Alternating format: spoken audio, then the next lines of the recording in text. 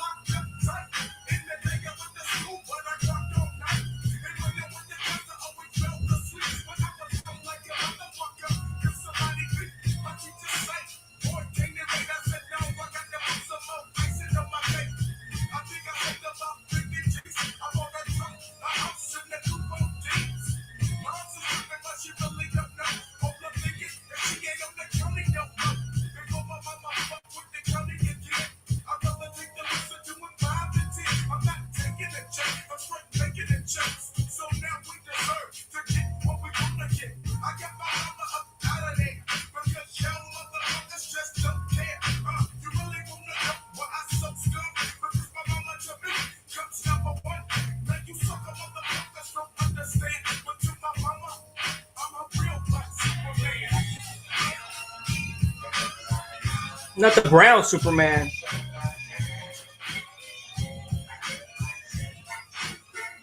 What's up with the guys?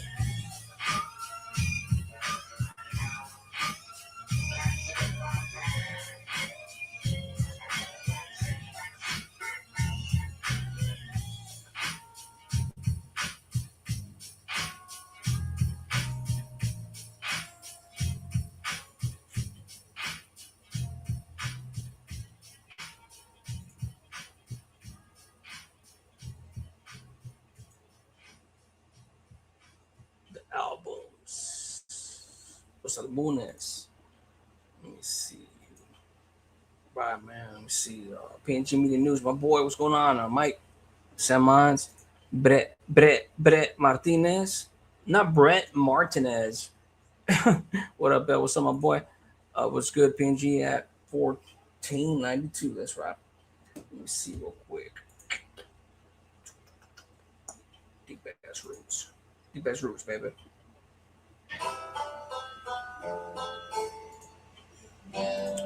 Rob. What's up, Rob? Sam's my boy.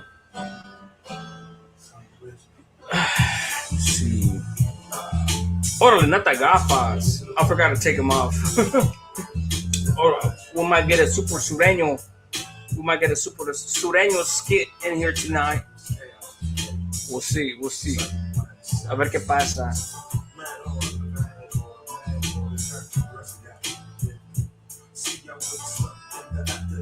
Put that up there.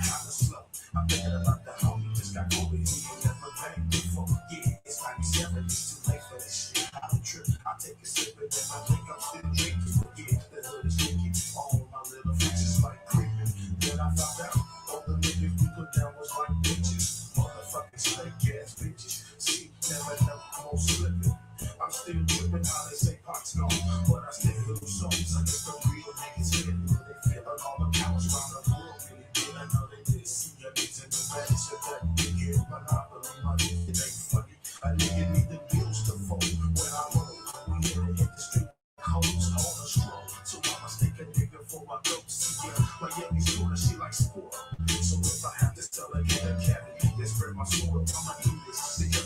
these rich too. Plus all the little shit that be in chaos to bed through. Plus collaborations with my nigga Hutch. You keep a nigga rockin' with now no smart beats in K.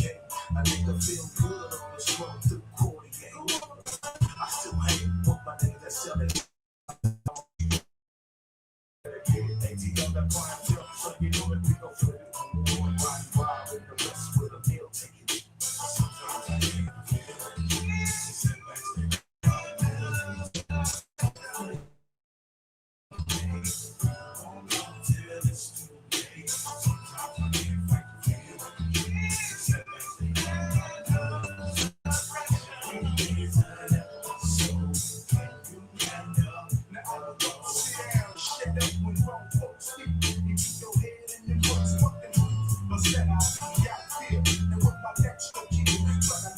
bear with me, guys. I'm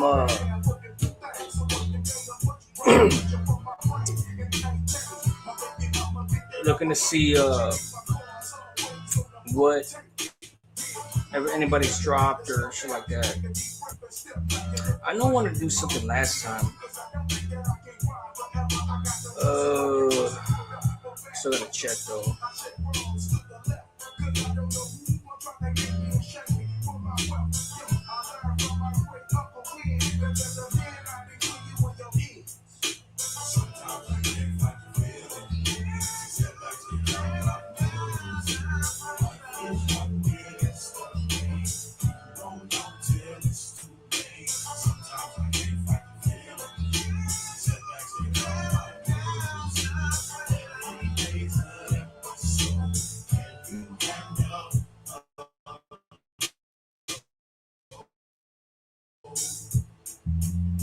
No wonder the motherfuckers are desperate. Real shit. You're just looking through the fucking videos like, hold on. Fucking guy.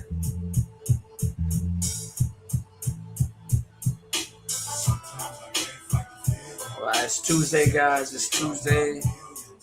A ver qué pasa.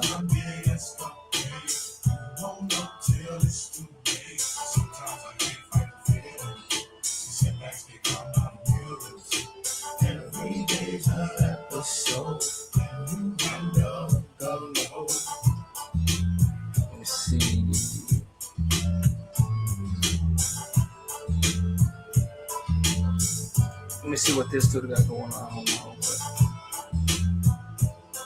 CCR, 113 homicide in California. Get this. It's all bad.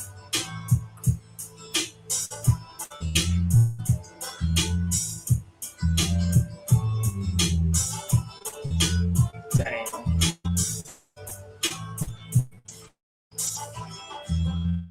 You know what? It's crazy. Like,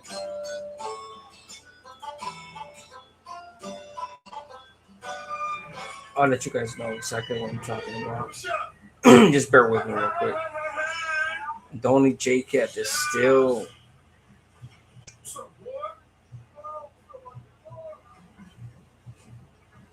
fucking guy. What's up? All right, so I'm gonna do a reaction on Gunner tonight. I didn't do one. I haven't done it in days. Done one in days. But this one should be interesting.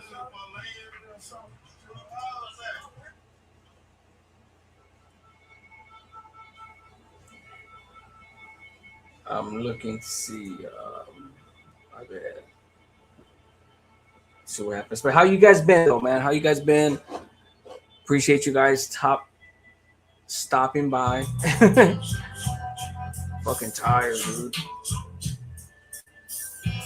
Got home, jumped in the shower, came straight on here before I didn't. I didn't do it yesterday because of the same reason. I think yesterday, right? I don't know. Days fucking are blurry. Yeah, say there, L and chat. Happy Topless Tuesday.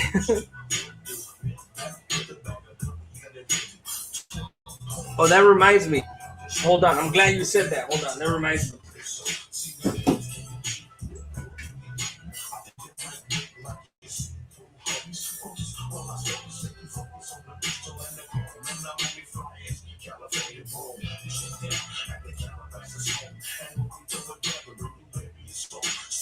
shake off the buttons. We have to cut the shit.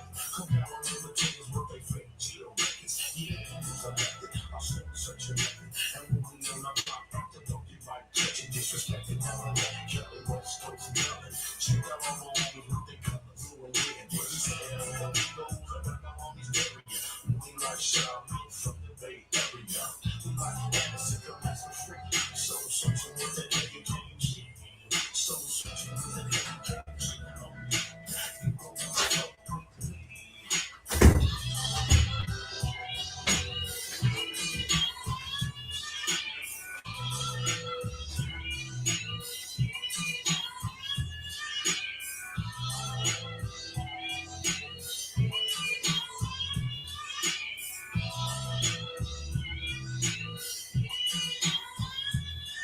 Nigga, I was raised in a house full of dirt things, and my young boys was so great. My street drink like nah, mention it for car garage. Keep trusting God with my niggas in my entourage. You see this why let me for brides. Heard that from my wives when we used them out to help the ride. They'll do the motherfucking projects. I guess it's in my blood, sometimes it seems like I'm next to be a thug and end up selling drugs like my father. Or like my partner on the block, nigga, when I holler, squatting and bottles, slanging box, man, don't stop.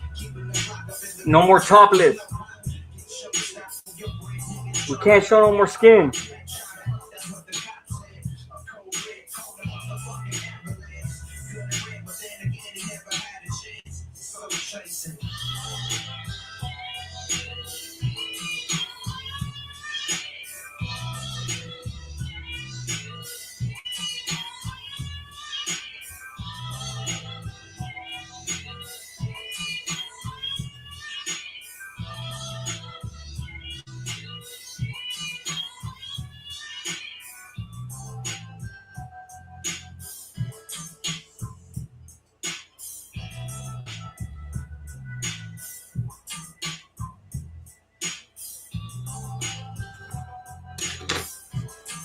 All right, enough of that shit. This shit started getting hot as fuck. And yeah, we're going topless. I'm going fuck. It's too hot. My glasses started getting fogged up and shit. It's too early for Halloween. Not to me though. I'm Michael Myers year round. Russia, my boy, what's going on, bro? That 5-hour live was very irresponsible of me. I gotta get sleep tonight also. We'll see. We'll see. You're supposed to go to sleep like 5,000 times during that live, but you never did. Sí, güey. A ver qué pasa. See if we could get somebody reeled in. I don't work tomorrow. I did that fucking live knowing I gotta go to work tomorrow. I mean, the day after, at the time. Órale, sí, güey. Hold on. I don't gotta work tomorrow, so. Let's see. Right here. Fucking love this song. Mike. Hope all is well. What's up, my boy? Appreciate you tapping in. Yeah, that panel was cool, bro. I have a panel like that every once in a big while. It has to happen organically.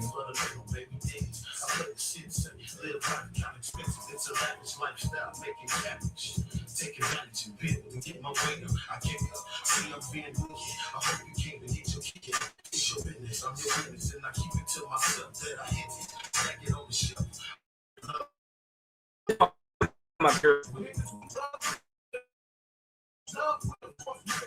Only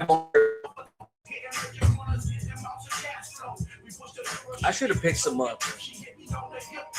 And guys, all I haven't worn that mask in a long ass time.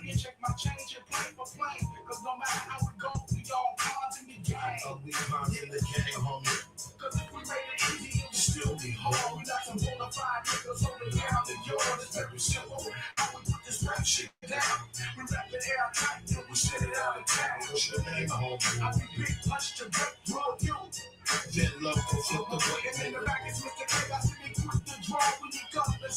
Stay above the law. Holidays are right around the corner. Yep.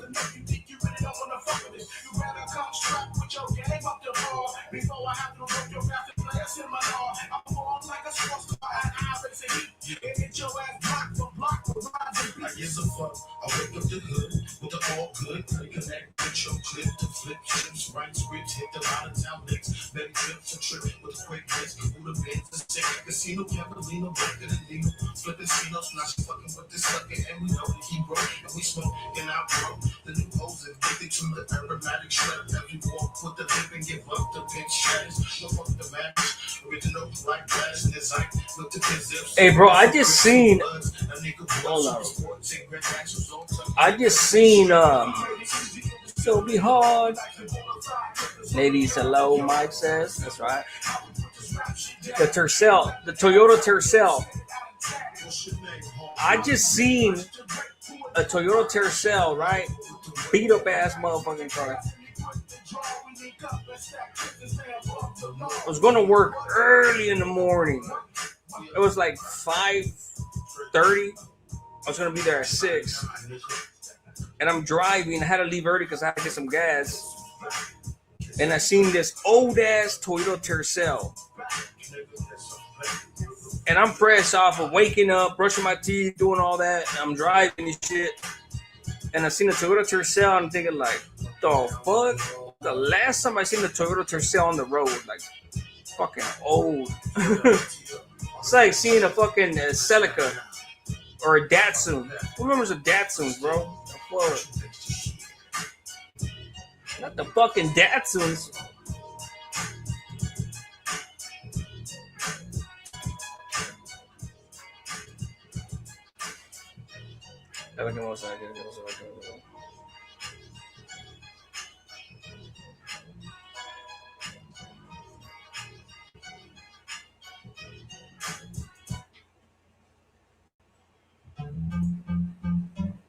No.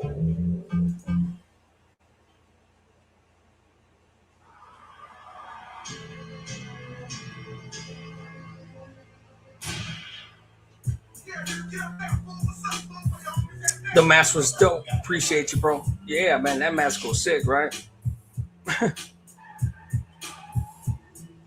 I'm done with 100 degrees weather. Jeez, I know, bro. I have to work in that shit. In the shop. Outside, too. It's fucked up. That's why I'm all tired of this shit. Lady ass Brett, that's right. Junior, with it, my boy. I've been MIA for a bit, but I hope everything is cool. You're good, bro. You're here though, bro. That's all that matters. Appreciate you. I show up with a mask and show up to the delivery. Dia's DoorDash. That fool shit his fucking pants. That fool shit his pants, bro.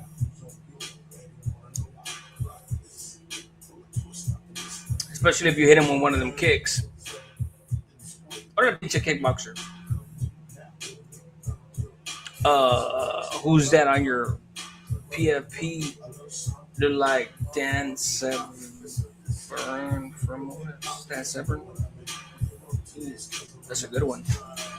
I don't know who Dan Severn is. Sean Tyreek, my boy, where you been at, bro?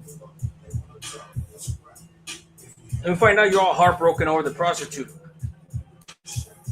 You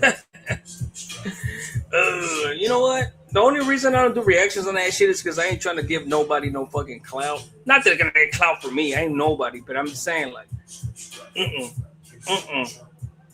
I mean, unless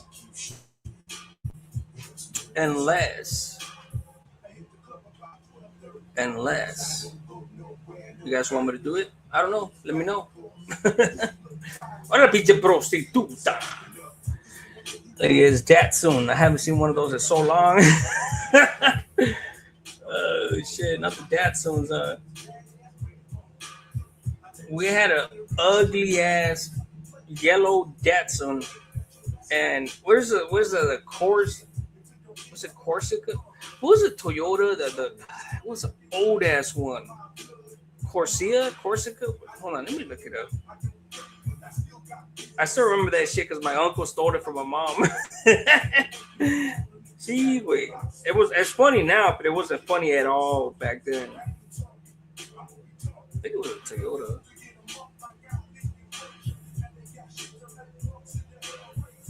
Yeah, Corsica. Damn. No. Cressida. La Cressidas.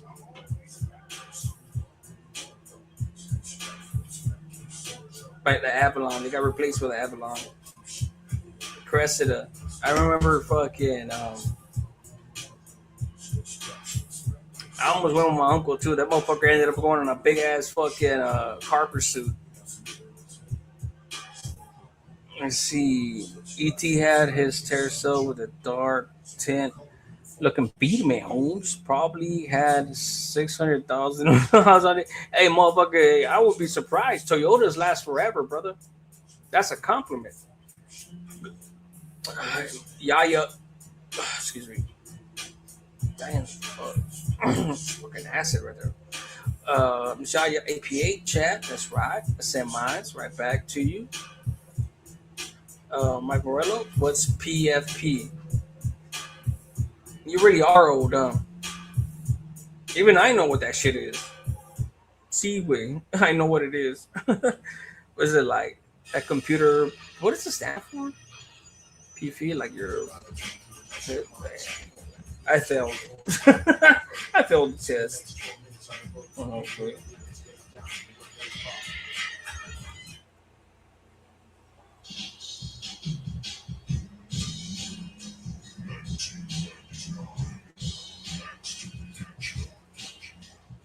All right, let me get out of this right quick. I don't know if you guys want to hear a song. Let me know. If you guys want to open up the panel, I'll open up the panel. A ver qué pasa.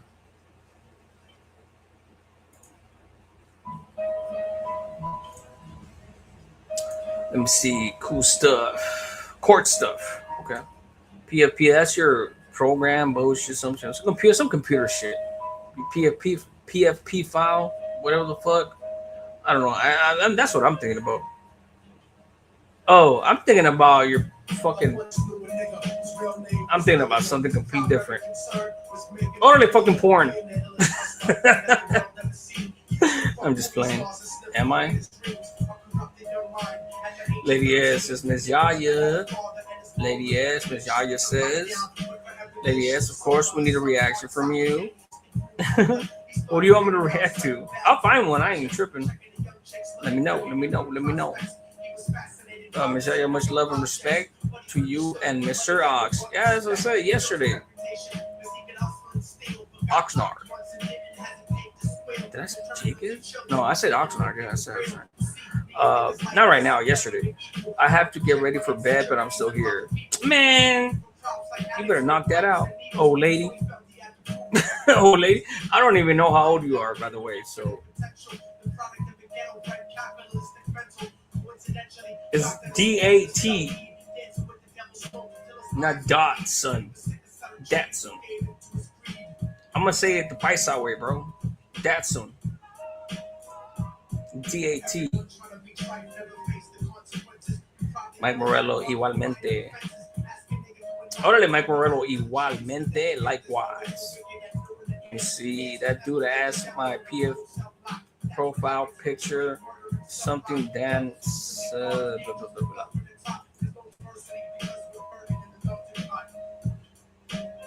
What did he ask about it? What did he ask? I do remember that. Okay. What did he ask you? Like, what's up with your profile picture or some shit? There you go. Oh, Mike Marlo. You're a fighter. Oh, Brett, you don't want to ask?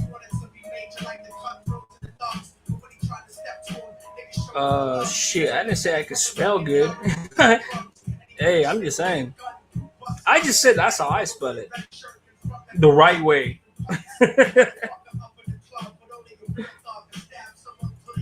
Brett Martinez, yes, sir.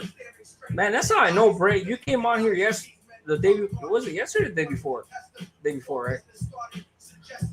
Sorry, yeah, you left. You were here early, but you left. In all fairness, it was a 5 hour live. That shit was long as shit, right?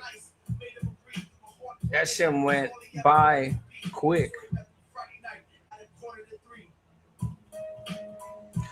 What's the longest live I've ever done? I think I've done like a. It's been years now, like 4 or 5 years. I think I've done like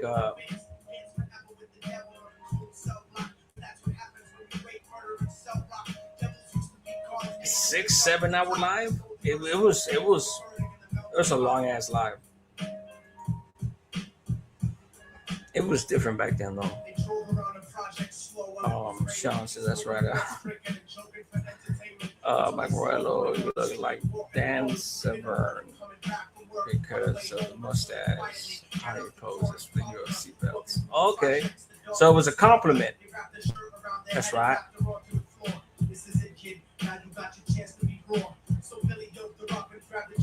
It's got on it. Let's see. All right. Since nobody's telling me what they want me to react on, I guess I'll go find something.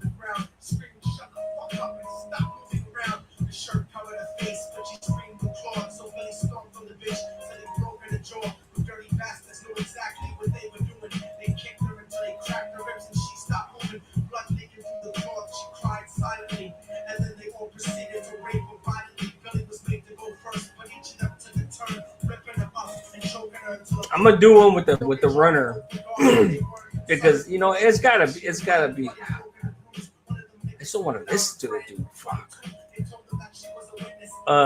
But yeah, I'll do one on him real quick just to see what kind of bullshit he's up to right now. I think I'll do this fucking.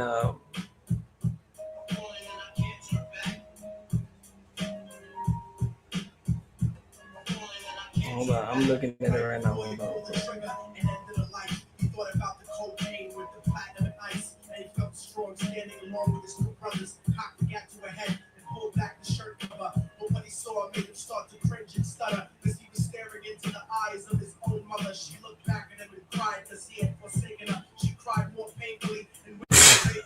This motherfucker. Damn, these fools are running out of content. That's what happens when you put all your fucking eggs in one basket. Yeah, it's a compliment. That's right. Yeah, for sure. Gracias, Brett. That's right. I think it's the third video down, bro. No, yeah, hold on real quick. I'm trying to figure out which one because I'm looking at every single one of these videos right now and it's fucking hilarious.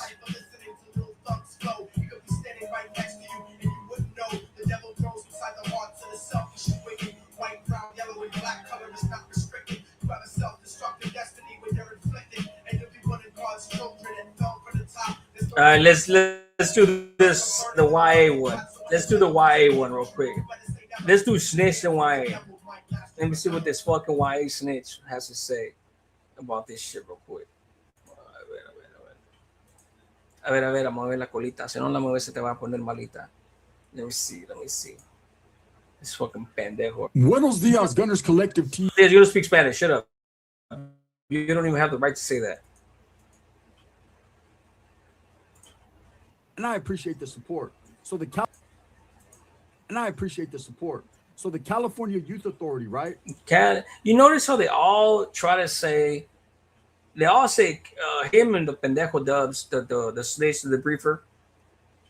Instead of saying YA, just say YA, bro. We already know what it is. CYA. It's like, and notice how Dub says the California Department of Corrections.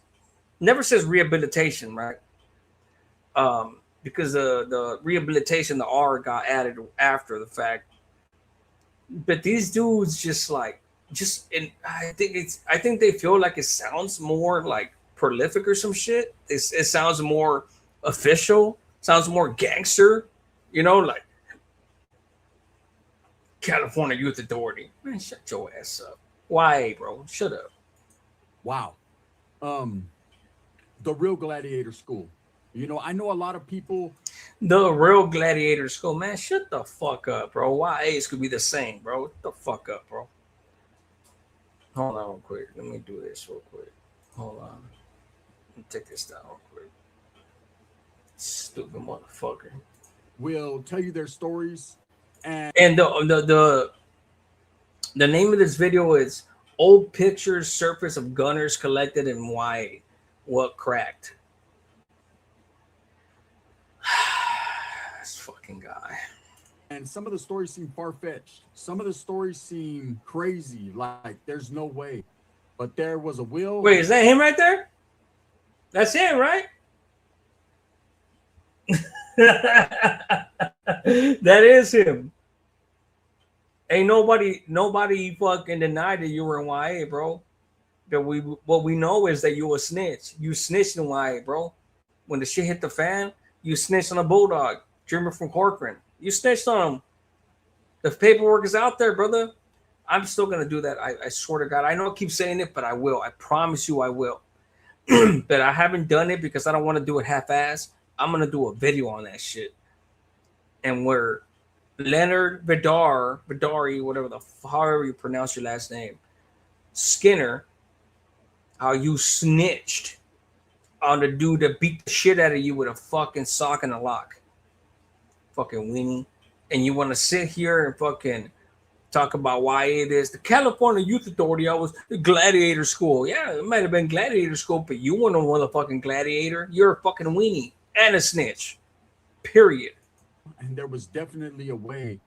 And my stay in the California Youth Authority was full of surprises, full of things that were not surprises. I wasn't surprised at all, because when I first touched down and I realized I was in the who's who of who the fuck are these guys, I realized that this was the top of the food chain when it came to the youth in the correctional system, right? Yep. So what it was you took all the elite gangbangers, everyone from every different barrio, hood, gathering, and you put them all in one space and expected them to be reformed into change.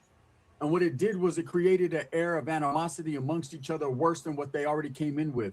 A belief that you had to prove yourself, that you had to be top dog, right? You had Fresno Bulldogs running around. Yeah, the ones that you snitched on. This fool has the audacity to actually be the first for the Bulldogs to be the first ones for him to mention. Hey, Dreamer, if you're listening, my boy, like I know you did that interview with fucking with DBK, rest in peace, bro. If you listen, hey, bro, if you're listening, my boy, like. Come on, bro. I don't know you. But you know, matter of fact, I'm gonna do that next. You had Norteños, you had Southsiders, you had Crips, Bloods, Asians, others, Usos. I mean, the list can go on and on and on. And everybody thought they were better than the next person. That's just the mentality there. You could not fail or falter at any point, because if you showed any sort of weakness, you were going to get taken advantage of. Yeah, you're going to get taken advantage of like you did, and you snitched. You got beat with the fucking stock and the lock, and you snitched. Immediately. And most specifically by your own group, but others were right there on the prowl waiting too. So I happened to find these pictures of when I was in the Youth Authority. Those exact pictures, I remember it cracked off that day. Okay, let me explain to you what happened that exact day. This is a California Youth Authority. Sooners, as far as that's concerned, my boy, no, I did not know that, but as far as I'm concerned, bro, like when it comes to domestic violence and shit like that, I would have to look into it for sure, because anybody could say anything. I'm not saying that it didn't happen. Also, I don't know if it did happen or not. You know, I know of several different cases where a girl will tell the cops just to get you locked up that you beat the shit out of them, and they'll literally hurt themselves, scratch themselves.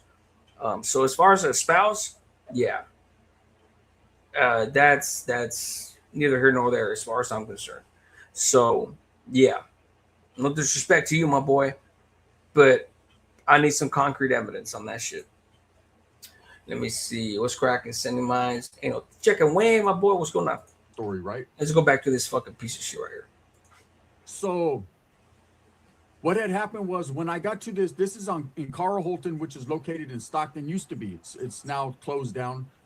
But that facility was comprised of 4 different facilities in one. So you had OH Closed, which was for the younger guys. And they were pretty rowdy over there, but it wasn't as bad. It wasn't as dangerous as, say, somewhere like Preston or Nellis or Paso Robles, YTS, Chad. But OH used to crack off a lot because these were younger guys trying to prove themselves, and they were coming with that gangbanging mentality from the streets. So you had OH Closed. Then, of course, you had DeWitt Nelson. DeWitt Nelson was more of a functioning facility for older cats, usually guys 17 and older. And they even had a program where these guys worked on the streets. They would go work out on the streets and then come back into the facility. So it was very programming. There was incidences that happened north and south and Crip and Blood and all that, but it was far and few. This is what I don't like listening to this dude or reacting to this dude's videos, because he just talks and talks and talks and fucking talks. Bear with me. Between when you got there, you pretty much were on your way out the door, and guys just wanted to do good and get the fuck on, right? Then you had all this shit that he's saying, bro. I heard about all that shit. I had 3 YA admonishments. I hit the county jail before I went to YA. All my homeboys went to YA. The real motherfuckers that put in work, all YA babies. Not like motherfuckers like this that snitched. Straight up. And one thing I can't say about Dubs that he snitched in YA. So I don't know what Dubs did or he didn't do YA. But one thing I do know is this fool snitched in YA. He was a pussy. Straight up. This dude was a weenie in YA. That's a fact. One of my homo gigs was like, man, he already knew how I was on the streets, in the halls, all the dudes that I was rushing and fighting. He looked at me, asked him, how's YA, bro? He's like, pfft. He looked at me and laughed. He was like, pfft, you're gonna have fun. As opposed to some of the other homies from my neighborhood that didn't make it. They were trying to get jumped into the neighborhood. And the homie looked at him like, man, you motherfuckers ain't gonna make it. Straight up. When he looked at me, he laughed. He's like, you're gonna have fun up there. You know, to me, he's like, man, I used to love rushing motherfuckers. But anywho, here we go. Of course, Carl Holton. That's where I was at. Carl Holton was a mixed bag of tricks. It turned into a drug facility. I think in 1992, 93, it became a drug facility. That means anyone who had a drug program, anyone who told... Think about how long this was been a weenie. 92, 93. That's how long he's been a weenie. And before that, straight corn dog. Their counselor that they needed drug awareness packets or something to help them, with awareness, they were sent to this facility. This was the facility I was sent to, and I'll give you the whole rundown why exactly. I didn't have a drug problem. I was too young to even understand what those were at that time. I mean, I knew. But you were hospitalized maybe about 3 or 4 years ago. The only time that I know of, and you must have had that shit happen before and after, this motherfucker was hospitalized for paranoia, schizophrenic type shit because he was on Sconted. He was on meth so bad. He was making so much money on YouTube that this dude was on Sconted so bad that he had to leave YouTube to get fucking a psychiatric hold. I'm trying to get them dudes back, bro. They don't want to come back because they're already over it. But watch. I'm going to convince them. Weed, and I knew a few other things, but I wasn't dependent on those, okay? I tried to hustle the warrior. System, the system hustled me, and that was probably the biggest mistake I ever made because it dictated my program the whole time in YA. And then, of course, you had Chad, Mad Chad, the white elephant. Chad opened. When Chad did open, man, there was several deaths that occurred. It was a facility usually that housed older guys. And I'll tell you right now, man, these guys were the most dominant out of the whole state of California when it came to the California Youth Authority. That and YTS. YTS was a TS Stark, out in Chino. Like, come on, bro. Like, we all know that shit, homie. I know that because of my homeboys. Straight up, coming in and out of that bitch. This motherfucker. Southern facility. Chad was a northern facility, and everybody caught the blues there. Every group was on site. Every group had a green light on them with each other, and it was just, on and cracking, get off where you're mad at type stuff. So in Carl Holton, it being a drug facility, the reason I was placed there and I'd come from Preston there, because you're a weenie, that's why, was when I was in NRCC, which was the reception, my cellie thought he had all the game. And he was like, hey, bro, I was new to the game. I was getting laced up. I was wet behind the ears, and he was a little bit more seasoned. And you're a weenie. He's like, hey, bro, if you want to do less time, if you want to get time off your sentence, if you want to, go to OH close, which is where I wanted to go, was Northern California. I would get more visits. It's right in my backyard of Merced. Like, it was just perfect for me, right? Yeah, he was because you're a weenie. Like, OH close being located in Stockton, which is on the 99 and the 209 right down the street. And so he was like, just tell your counselor you have a drug problem, and they'll give you a drug program, and they got drug programs right there at OH close. So I did that. The only reason you would tell, you get to the reception, right? Why? If you're really with the business, why would you need to tell your counselor that you have a drug problem? If you're really with that business, right, Mr. Super fucking Norteño, I'm from Merced, homeboy. Why would you need, if anything, and you still ended up snitching? That's the crazy part. How the fuck? This is how you know this motherfucker was scared like a dog. He never did nothing. Bro, I already knew that if I went to YA, bro, like I wanted to go to the YA, bro, Nellis and up and anywhere. You know what I'm saying? Everything that I heard of. I want to end up in fucking YTS, all that.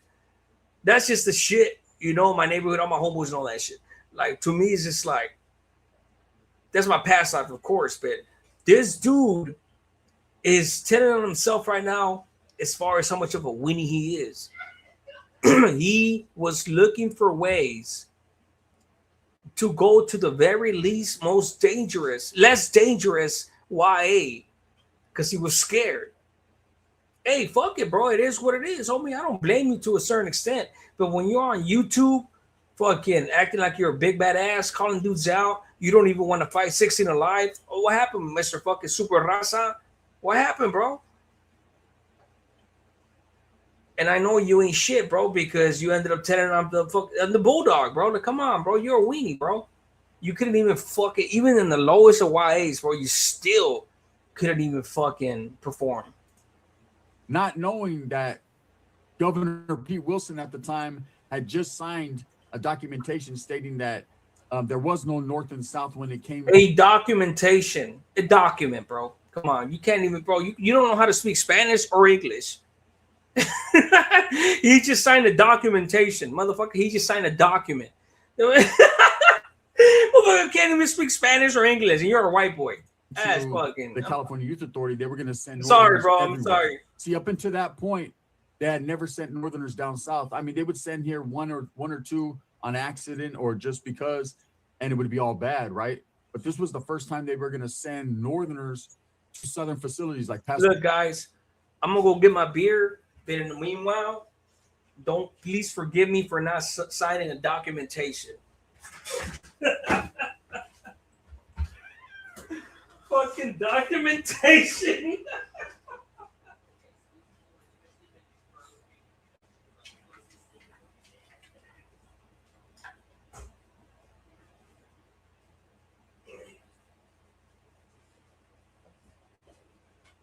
Watch out, mama. Watch out, baby.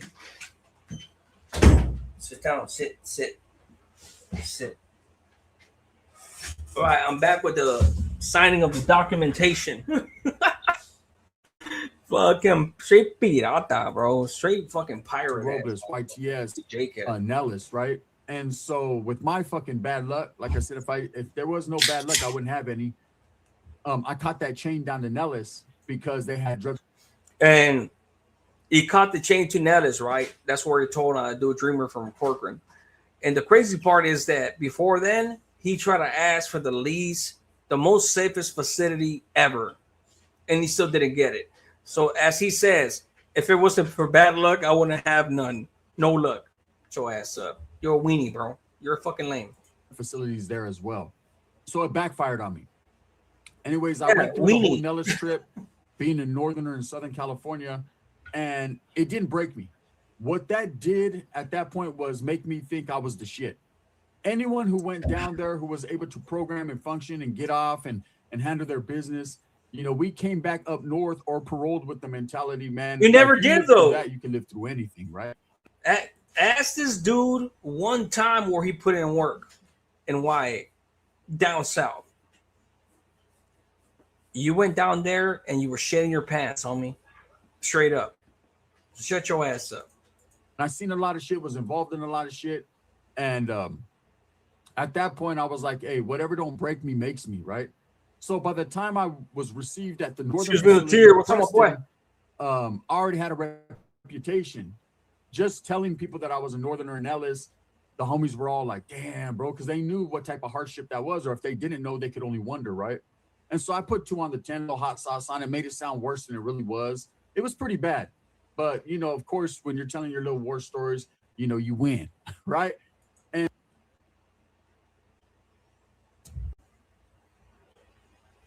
another attempt at him trying to clear up history. He knows all the lies he's told about YA. And now he's on this, I guess, redemption tour or some bullshit. You know, like, bro, you fucking lied from the beginning, bro. And now you just little by little trying to plant seeds and try to clean your mess up instead of coming out right out and say, like, I lied about everything. You're a fucking weenie, bro. You're a fucking weenie, bro. Straight up.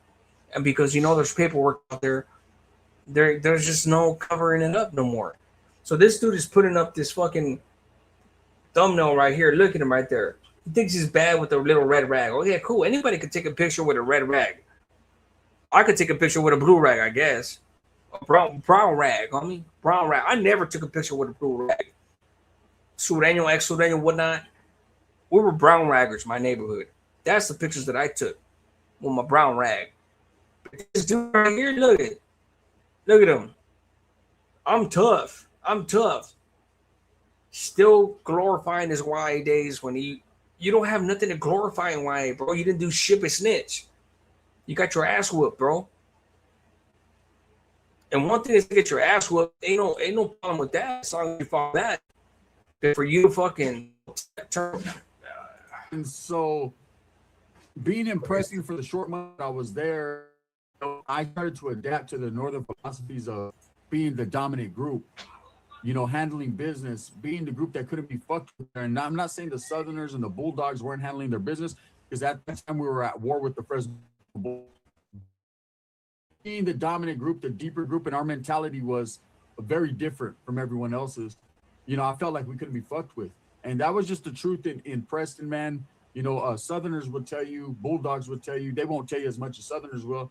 North that shit sold up, right? Yeah, in the pocket, just all the good jobs. I mean, it's just like if you go down in prison to a Southern facility, they got all the jales, they got all the hookups with the placas, whatever they got going on, that's them, right? It was the same thing in Preston for us. It seemed like when I went to Preston, I started getting a little bit closer to what prison was going to be like, because I already knew I was on prison, because I wasn't even thinking about stopping gang banging. That wasn't even in my thought process, right? I was just trying to continue to strive to be the better Norteño that I could be with the most respect. Oh shit, bro. Damn, bro. You're with the business. You were with the business even back then. I apologize, Gunner. Damn, bro. I didn't know that you were a striving Norteño and that you wanted to go to prison. That part I could understand, because, you know, I feel the same way. Unfortunately, going to prison was part of the, you know, the criteria. You know, it's part of the lifestyle. But what I didn't know, what I didn't know, Gunner, was this, bro. Much respect, dog. Like, for real, for being real. What I didn't know, dog, was that after you had already snitched in YA, that you still kept trying to strive to be the best Norteño that you could be. Damn, bro. I apologize, bro. Sheesh.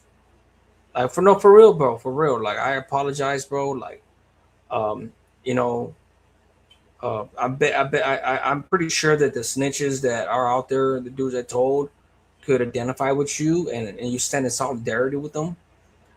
So yeah, bro, you stand in solidarity with them. Sorry, bro, I can't fathom that. But I mean, hey, more power to you, you fucking rat. Fact, right? So, what a foolish way to think, right? But in there, you have to think that way because if you don't and you slip up just one time, you might get some up in you, right? And that you don't want that. You might get something up the menu. And you got a sock with a fucking lock in it, motherfucker. I gotta get Dreamer from Corkin up in here. I gotta get him up in here. I really do. And then that's on you. Slip up if you want.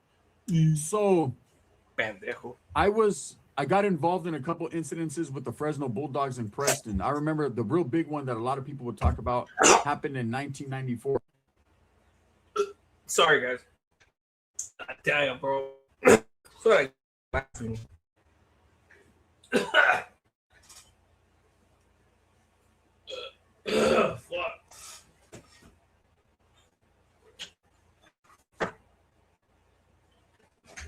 Oh, shit, my whole shit's wet. Hold on. My apologies. I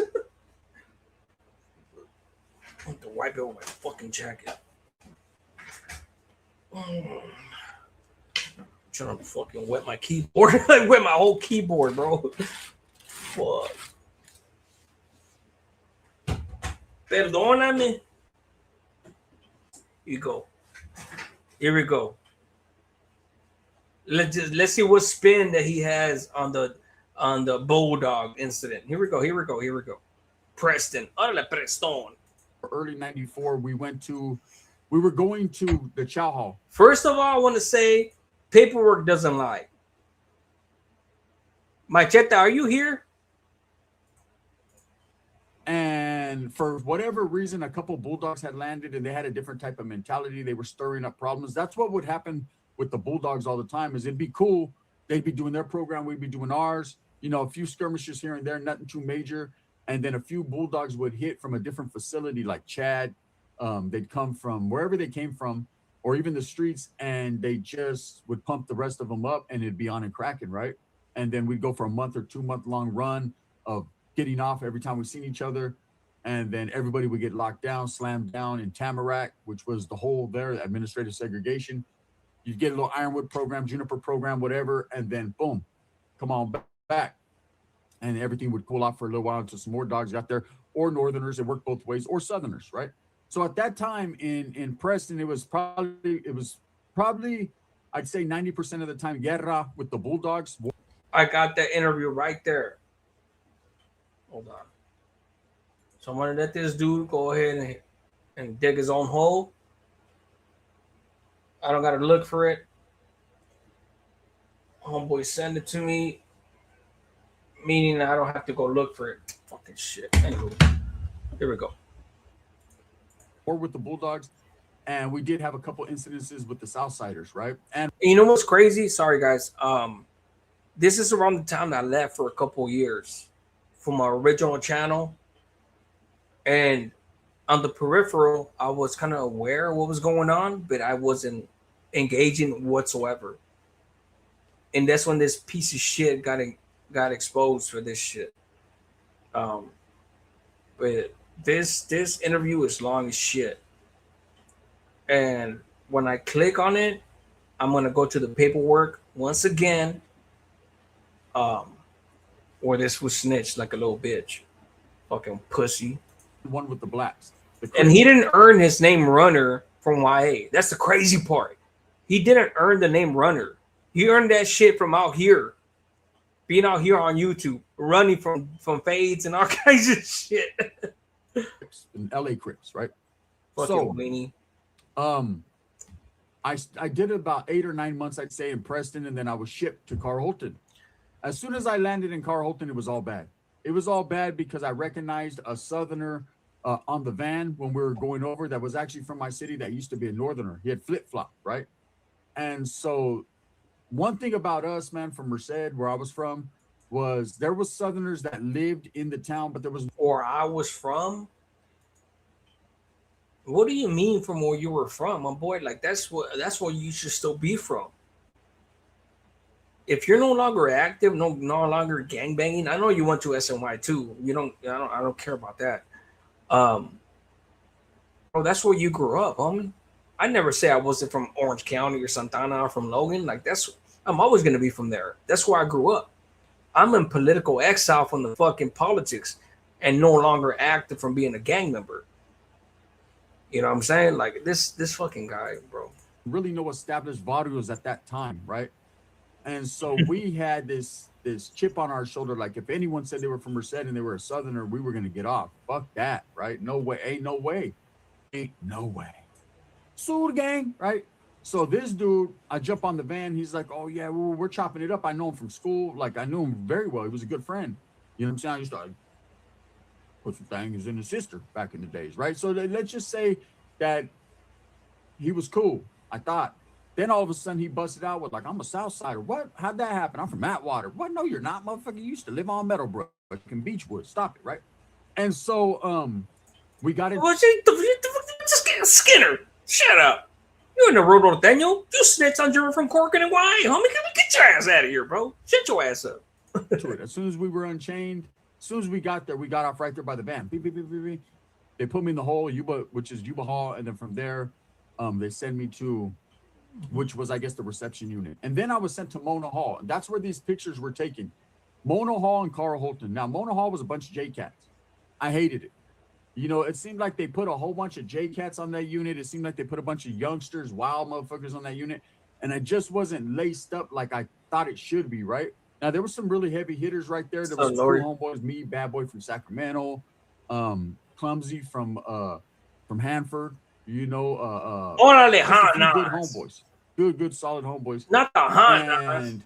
But there was a lot of cats. I bet you the dude from Hanas, homie, all them dudes were realer than you, homie. Straight up.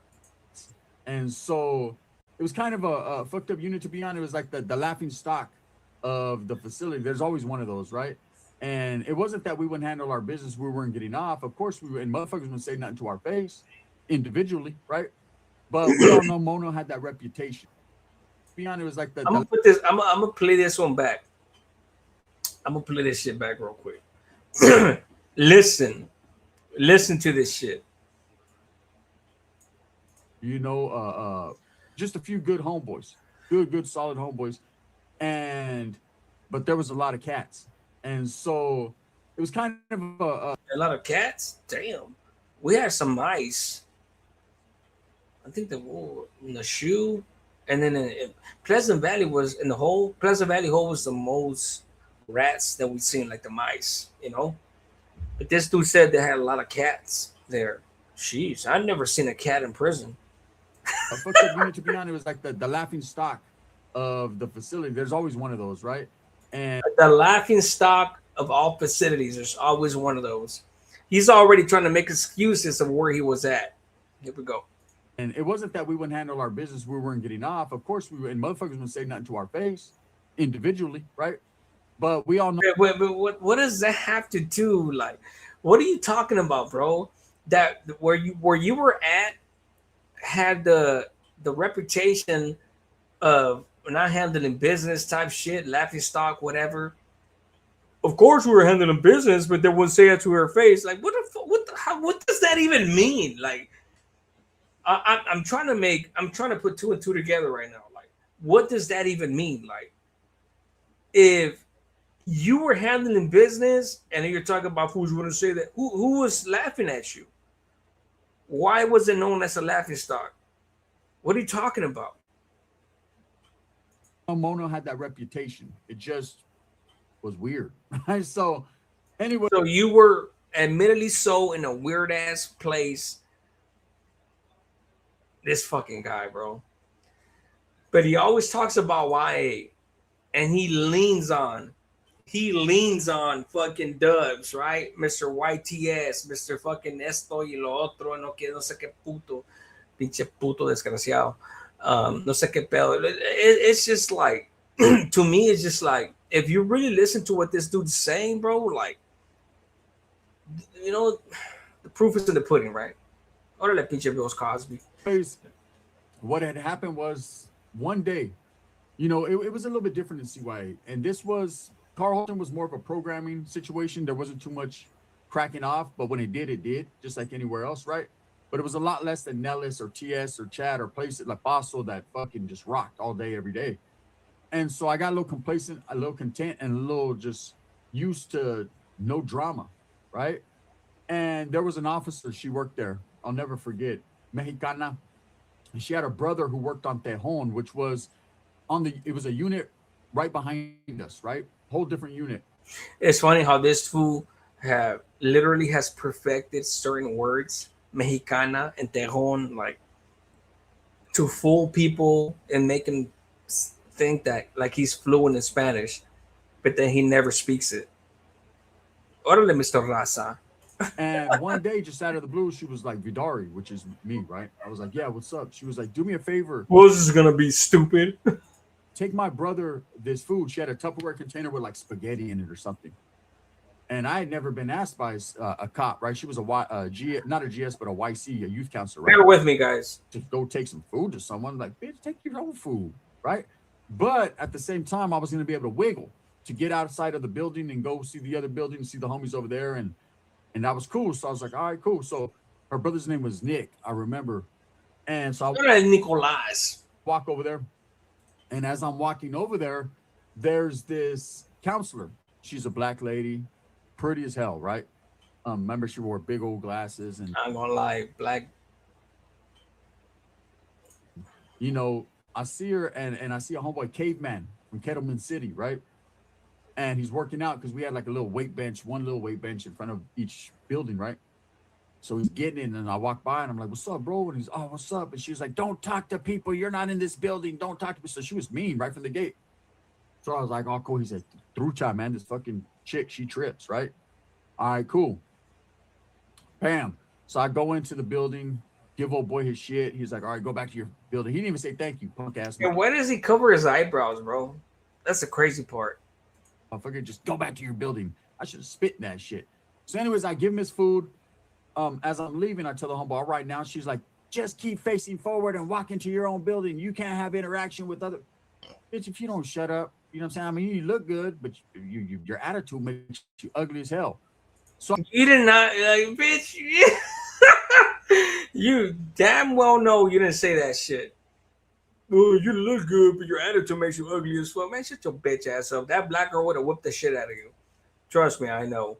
I leave. But mind you, I'm about a 14, 15-year-old kid, probably about 15 years old at this time, maybe 16. You're right? scared. You've always been terrified in YA, bro. You're a kid, bro. You're scared. Bro, at 14, I had already. And look, man, she's an older woman. I'm a 16-year-old kid. I didn't look at her like that. I was just like, shut up, right? So I get back to my building. Well, lo and behold, about a month later, they're going to switch out some counselors around in the facility. And she walks in, right? And I see her, and I'm like, oh, man, I'd already told the homeboys the story of what happened. I was like, man, this chick right here is no joke, bro. She's one of those cops that's just treats motherfuckers like shit bad, right? Is what I thought. So, of course, she comes in, and in my experience, the COs or the cops that always are the meanest are the ones that are already cracked. Or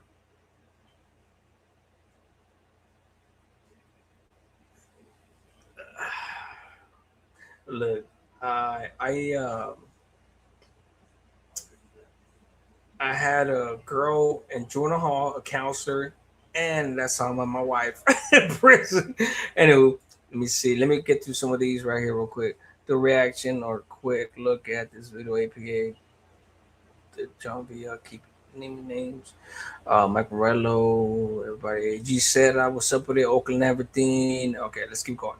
Hold on real quick. I'll be back to the comments. Counselor. So the way it was in YA is you were assigned a certain to a caseload, right? And one of those YCs. And this would like, hey, look, real quick before, my bad. Who remembers those pictures that he used to take when he used to throw up the Northern Rider? This dude swears he was first he wasn't on the 50-50 yard, then he was and he wasn't. And this one was a straight SNY gang member throwing up the Northern Rider sign with this baby mama, right? and he had like plucked eyebrows and shit. Like this was like a pretty boy. It was too much, bro. This was too much.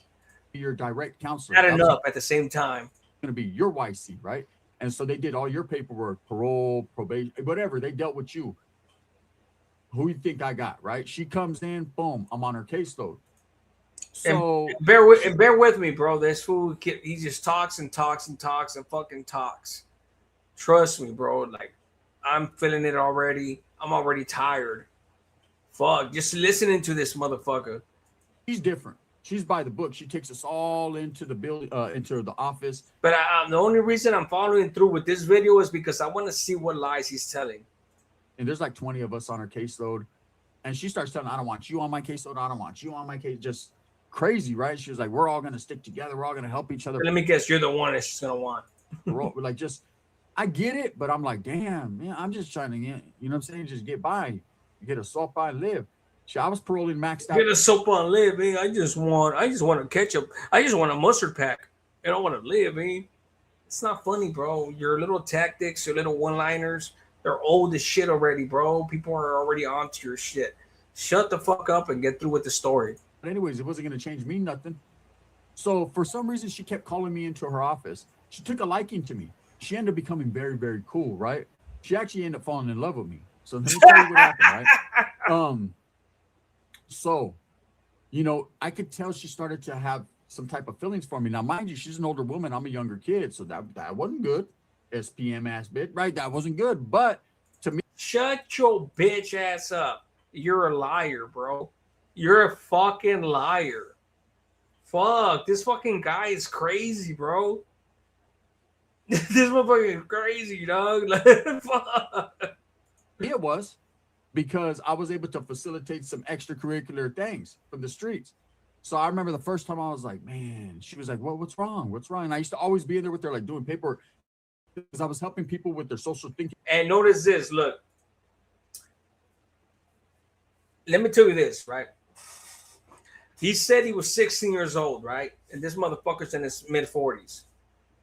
The statute of limitations is up already. It's a wrap. If this really was the truth and knowing this piece of shit, he would have no motherfucking scruples, no type of, he would tell the stories. I was 17 when I pulled a juvenile hall staff.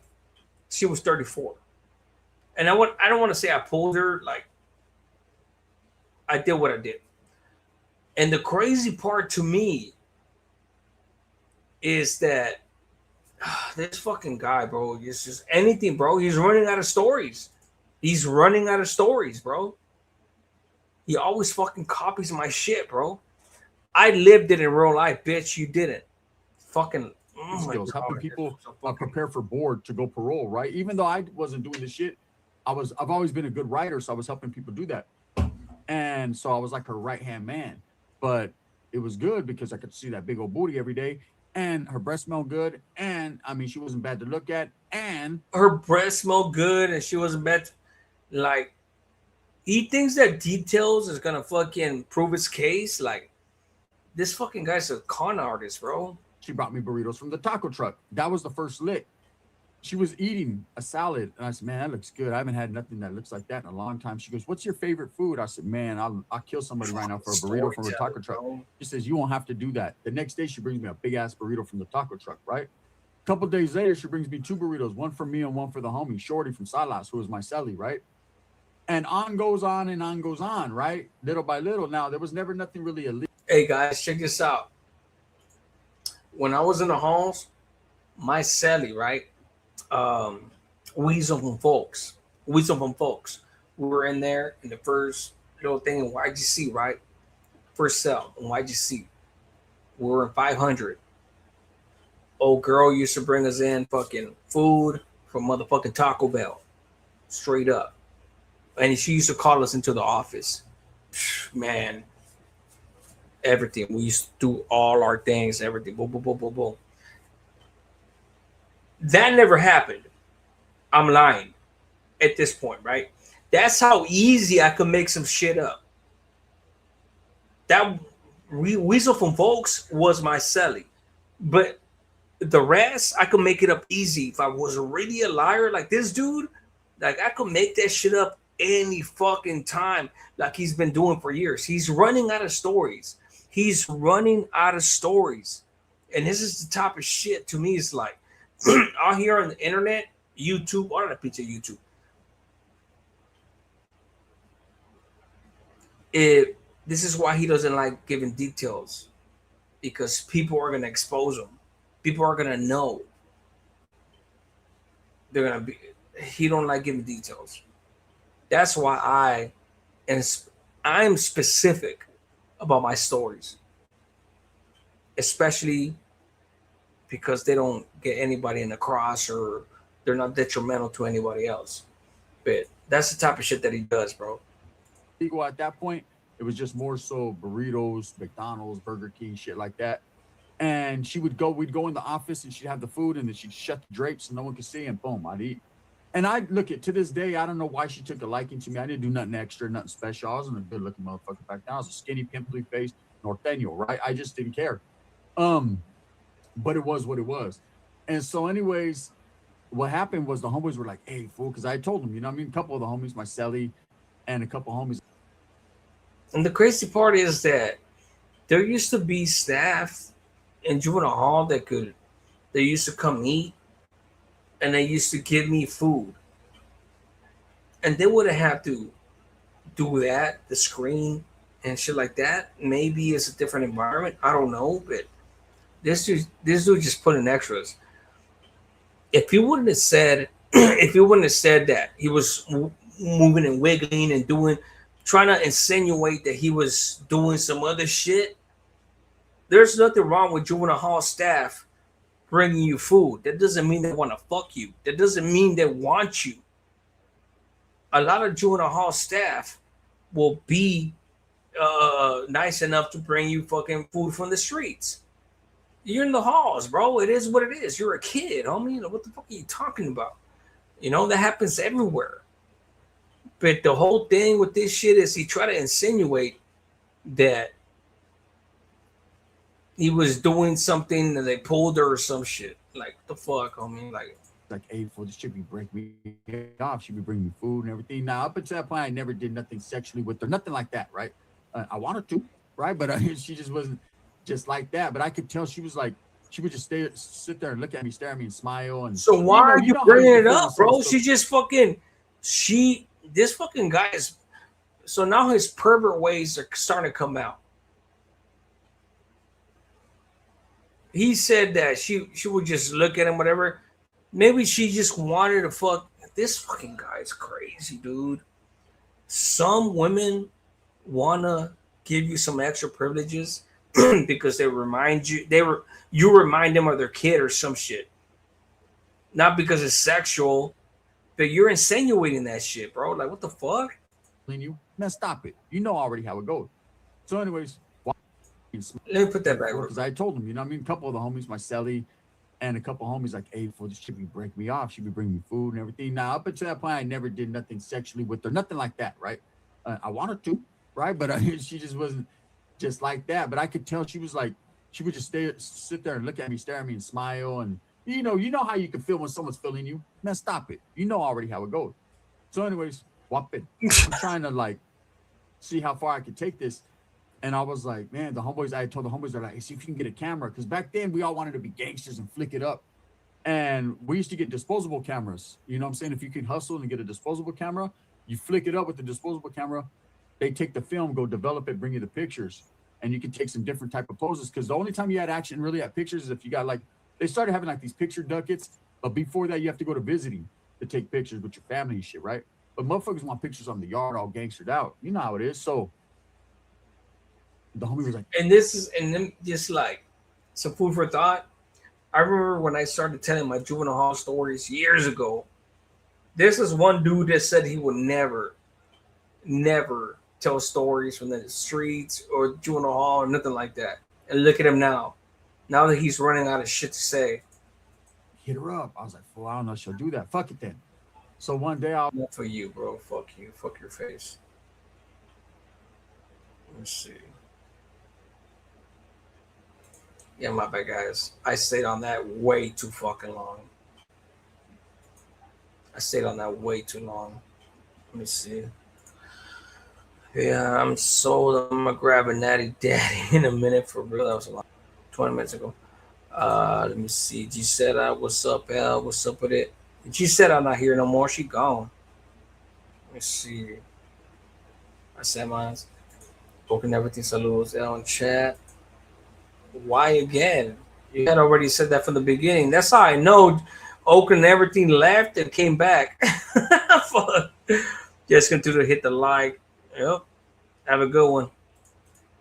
Let me see. Holy crap, this guy rambles 100%. Let me see.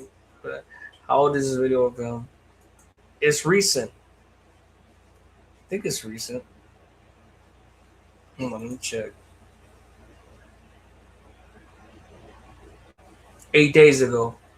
8 days ago. Skittles is hi Al. He is what he is. What's up in the tube? He's telling your story.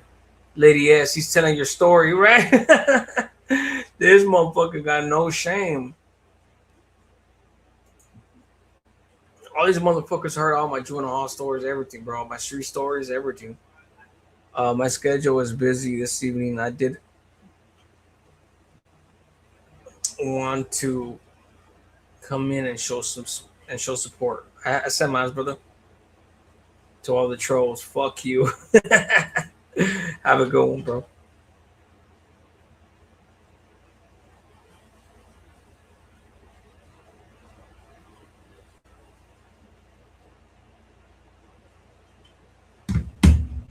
Let's see. Yeah, that piece of shit right there, bro. For real, for real. Um, One thing I will say is I'm hungry. Who's gonna buy me dinner? Let's see. You know, one thing I was noticing earlier was Hector Bravo's page. Man, you know, when you first start, you get a bunch of subscribers. You make it into the double digits, thousands upon thousands of subscribers. That if you lose your channel, you're not gonna get it back. Your algorithm is not gonna be the same. Only the real people that have messed with you from the beginning, and the people that come in new, they're the only people that are gonna seriously be on your side, or like fuck with you in that sense. Hector Bravo, 7.4 thousand, 7,000 subscribers. When his main channel is like at what, 50 something thousand or more, probably more. I remember being at that. Like,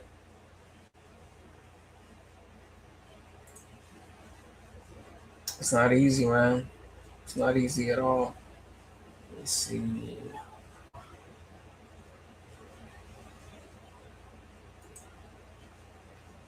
Homeboy Live. Oh, Homeboy Live too. Let's see.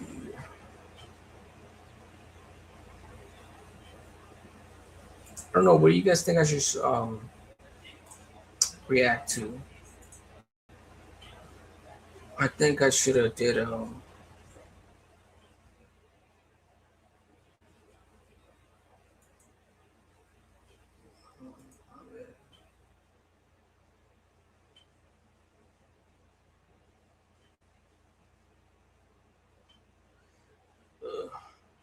what's up with that dude Tommy Guns? Like that youngster from Pixley. Like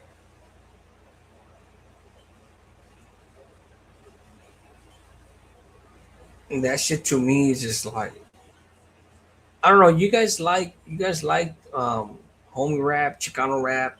You guys like that shit or what? I mean, what's your favorite fucking homie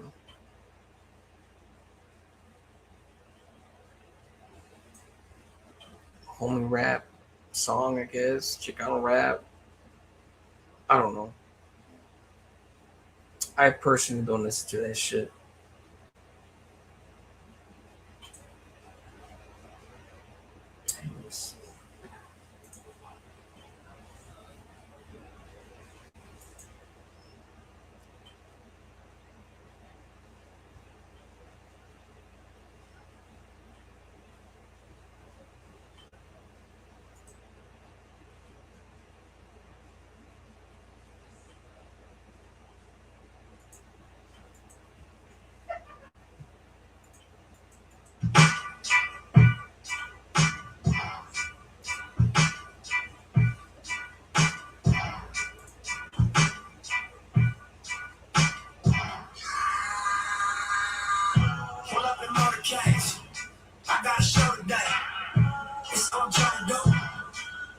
motivate. Choppers a throwaway. Hustle the overweight. That's why they follow me up. That's how they're doing everything.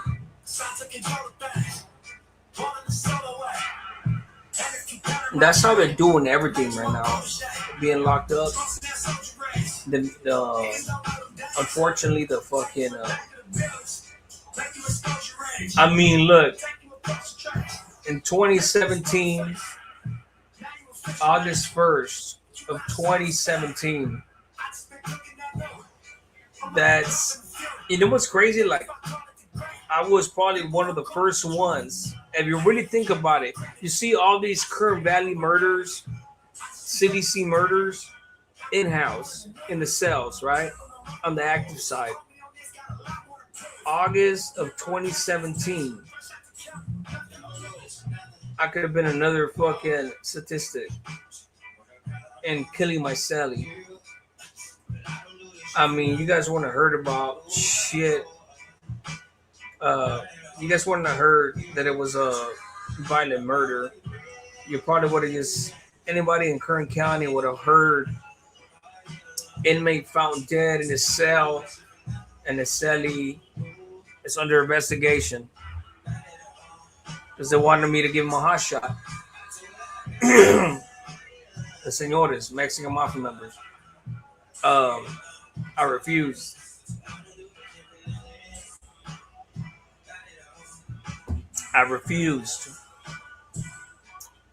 Let's see. We got into eating the crawfish out there.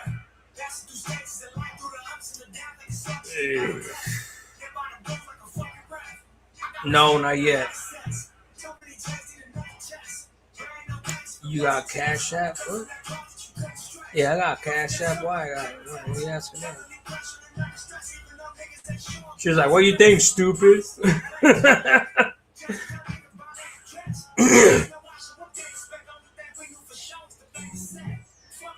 That's my Cash App down there. My Cash App is my name. A Prisoner's Awakening. Is it? I don't know. I have that shit for so long.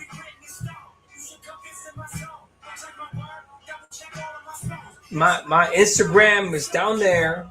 A_Prisoners Awakening. Right there.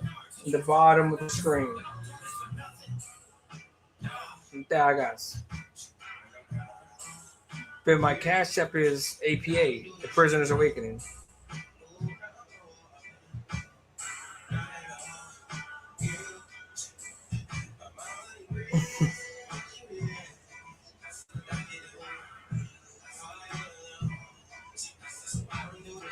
This Cash App banner right here at the bottom, man, I had that shit for, I haven't put it up in like 3 years, but I've had it for like going on, damn, at least 5 years. I don't ever put it up though.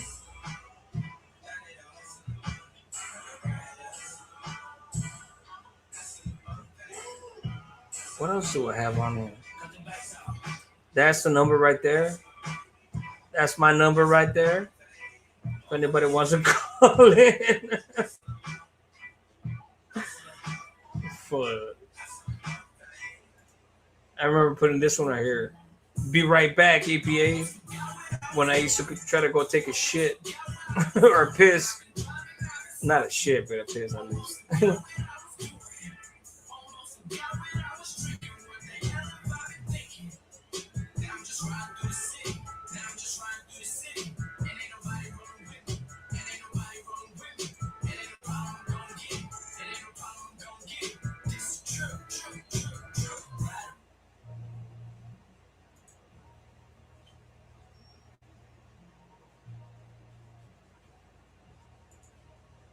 All of a sudden, the dog has the zoomies. Has to play before bed. He's stupid. Let's see.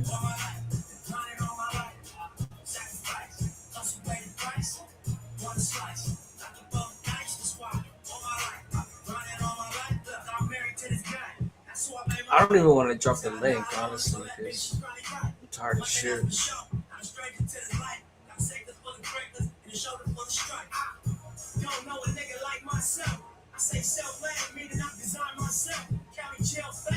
If anybody's gonna hit me up on IG, bro, like you guys, you need to let me know who you are, your name on YouTube, because otherwise I'm not gonna respond. I already said it yesterday, so.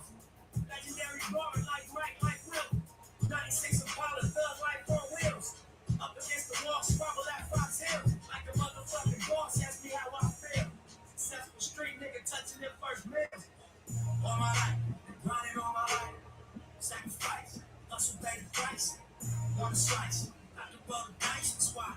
All my life, I've been running all my life, all my life, been grinding all my life. Sacrifice, hustle, pay the price. One slice, not the bug dice, squat. All my life, I've been grinding all my life. I got everything I said I was gonna get on my kid. In addition to that fact, I'm legit. I'm a shit now, according to the way that I'm fit. In this biz, it look like I'm just gonna keep on getting rich. You know the West Side RSC's is us. Just burning up energy, that's right.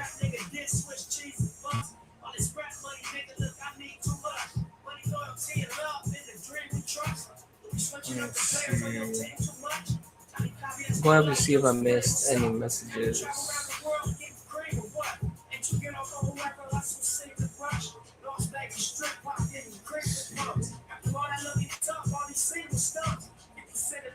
Hey, be real, guys. Who here has tried that fucking you know how you could get $500, $700 on Cash App? All you have to do is download the games and play the games. Who here has ever done that shit successfully? That shit be pissing me off when I see that shit. I've never tried it, and I'm never gonna, because I already know it's a fucking scam. Let's see. Based on what I've heard.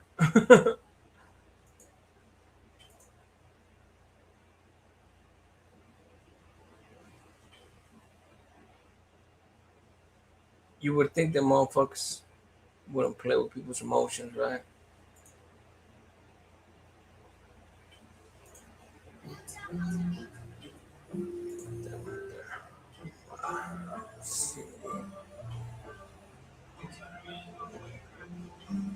You asked me the crawfish earlier, like, you know, I have crawfish.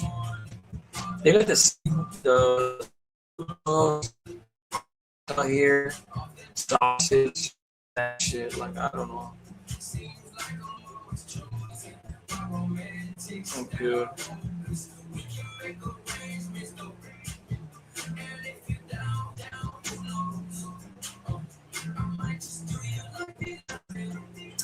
I'm gonna start doing these reactions on this stupid ass shit. Like the full community, like watch who. Let me play this real quick.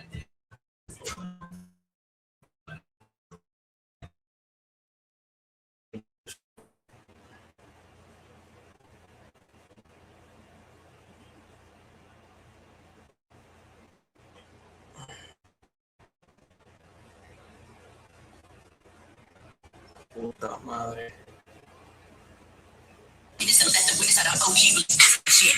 My squad done gassed me up a long time ago. I retired and I came back about 3 times ago. We just keep getting better with it. Guess who's back, bitch? I'm back again. The bitch who's always shady and never slim. Ready to rousey the beat, I'll tap that shit out. I'll chase my killer before I chase some clout. I ain't come for the tea shit. I want some bread, cause worrying about the next bitch. It already kept my mouth fed. Clock that like Rolex. If I said it, I wrote it.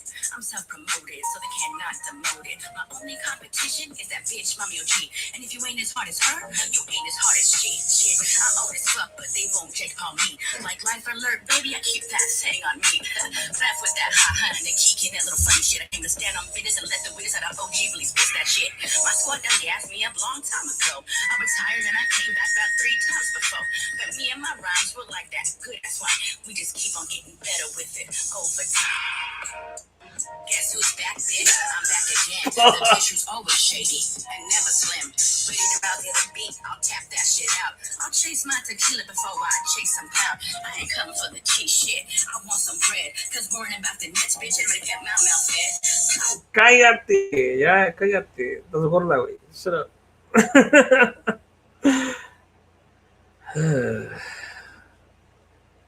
It's a full community. It says Street saying this is Washington's best female rapper. How y'all feeling about Mommy OG? Mommy OG better stay retired. 107. You know, that's cold though, right? The bitch who's always shady and never slim. The bitch is always shady and never slim. Yeah, girl, you're not slim. That's for damn sure. You know, let me stop talking about that before I get in trouble.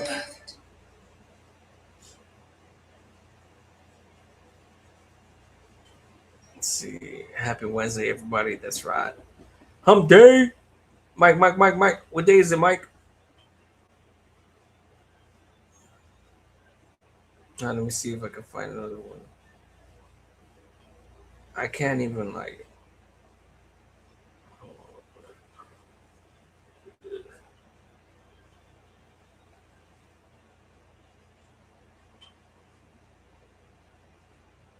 I don't know. What do you think about what do you guys think about all them freaking the Chicano rappers? Not Chicano rappers, but like homie rappers, Tommy Guns, and everybody, bro. Like all them dudes. Don't get me started on Lefty Gunplay. Look, I don't have nothing against Lefty Gunplay, but that fool sucks. I'm sorry, that fool sucks. You know, I don't dislike him as a dude, as a person, but I'm sorry, that fool sucks, bro. Lyrically, he fucking sucks to me. The referrals, okay. Chris Styles, what's up, bro? What's up with it, man?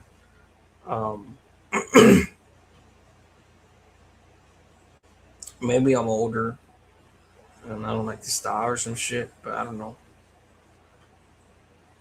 As far as like, what are the dudes?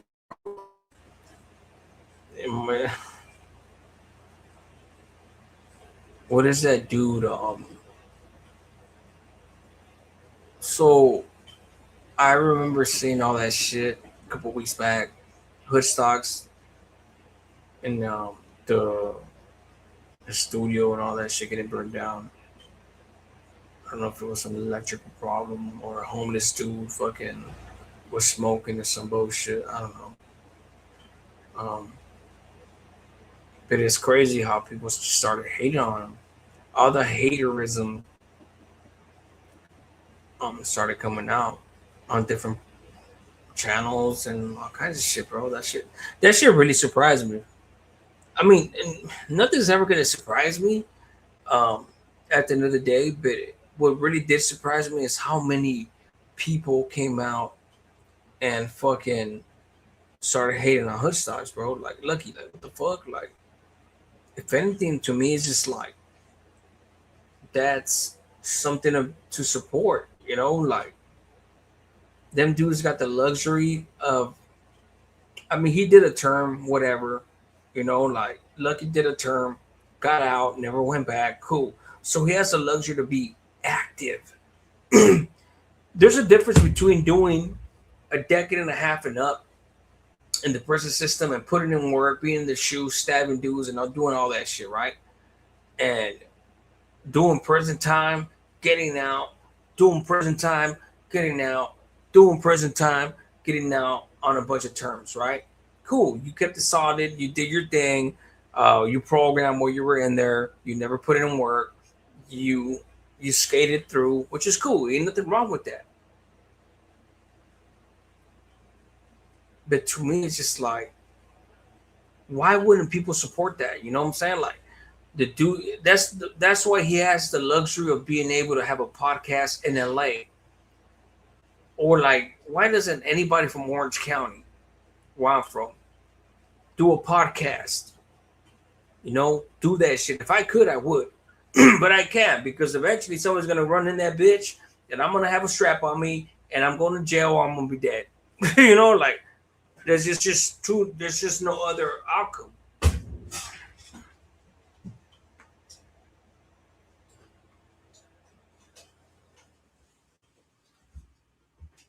I'm the type of motherfucker that's not gonna hire no security. You know, like it is what it is. I actually don't want to rap before I got out, but it just didn't work out that way. Let's see. Do you just like rap in general, or is there a few rappers you do fuck with? No, I like rap for sure. Um, so as far as homie rappers, um, I like what's his name? What the fuck's his name? Rowdy Rax. That was cool. Misfit Soto. I like him. Um, I like one Devour song. One Devour song. So don't get me wrong. Like, it's not like I don't like it. It's just like, if I don't like it, I don't like it. Let me see. That Little King G shit, like, I guess it's cool. I mean, I don't like the fucking the high power shit, whatever the fuck. But then again, you know, like I'm the type of dude that be like, I don't listen to that shit, you know. But if I'm with somebody and they play it, and if I like it, I like it. You know, if I don't, I don't. If I don't, I'm very critical. Real shit. And they don't need my acceptance. You know what I'm saying? They don't need me to accept them or like them or not. But I'm just saying, like, Roddy Rax, I feel like that dude is like, he had more of my style. Real shit. But old school shit like Shadow for sure. And I'm not gonna say Mister. Little Rob. You know, growing up in the neighborhood and all that shit, me and my older homies, like, we used to call him a Python. Straight up, Little Rob. Straight. Night Owl passed away a couple of years back. Shit, a handful of years back now, right? Little One, Night Out, Little One, Shadow, the San Diego shit. That motherfuckers had the recipe for sure. Yeah, there was a few other dudes that never made it. I heard their which nowadays we would call the mixtape, but it wasn't known as a mixtape back then.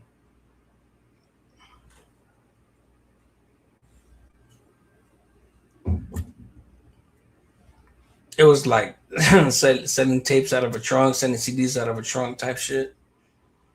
Let me see. Play that video on Dove's title. Did John Villa keep naming names? Carnale has the paperwork.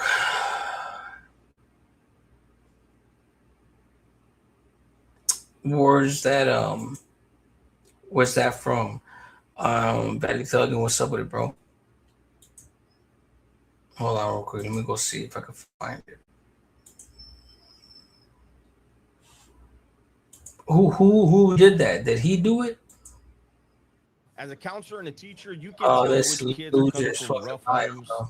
bro. And those are the ones that are going to have the likelihood to turn to the streets. But it takes, you know, you can start any organization you want. If you don't have the parents, the teachers, Is this live? principals and stuff to help identify those kids at that young of an age, it's really hard.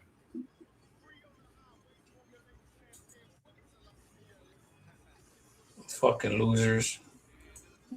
JR Plus says only simps vape. Well, I guess I'll be a simp then. You are a simp. Fucking rat. 2 rats on the screen right there. Dalton and Sacco creators are banking it on the views. Covering What this. the I don't even fuck? know who that is. Hold on real quick, man. Dalton, you talking about Chud the Builder? No, he didn't get it. Hold on, let me get the fuck up out of here, because I ain't trying to do that shit, bro. That's not my shit. I care less whether they're live or not, bro. Honestly.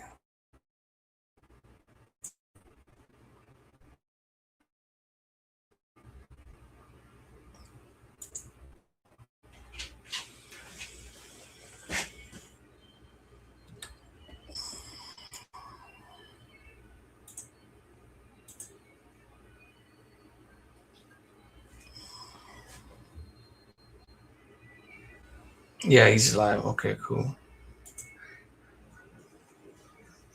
He's doing whatever he's doing. Cool. Let me get the fuck up out of here. Let me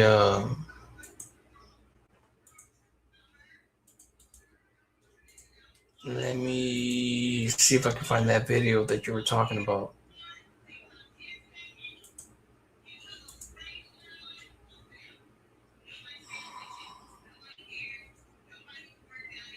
Guess who's back? They were gone one day. They were gone one day, bro. And then now they're back.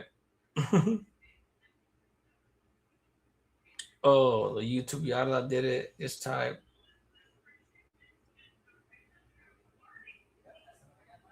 All right, hold on. Let me see, bro. Let me see. Give me 1 second. First, let me make sure that's the one. All right, cool.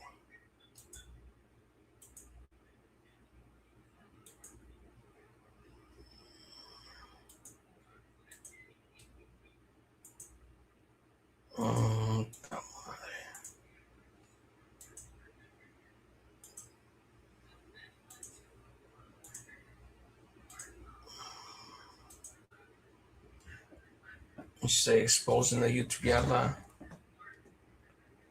What time is it? Damn, it's pretty 10. Sheesh.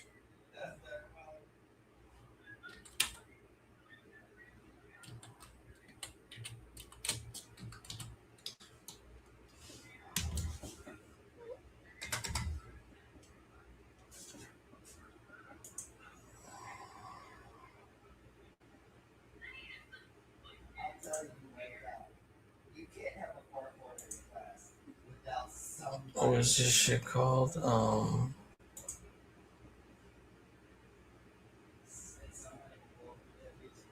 John Villa keeps exposing names. John Villa keeps exposing names.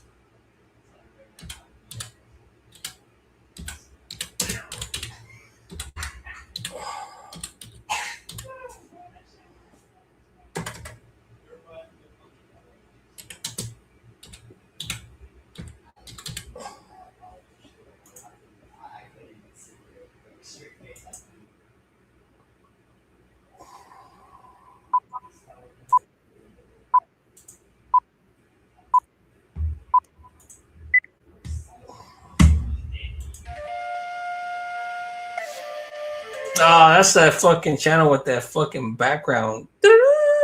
Fucking, I feel like I'm in fucking Tokyo. I'm a fucking samurai.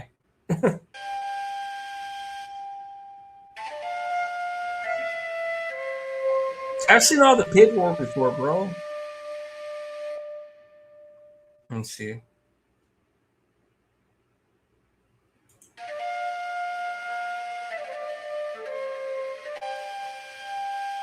Two 2007. Fuck, I was in a hole.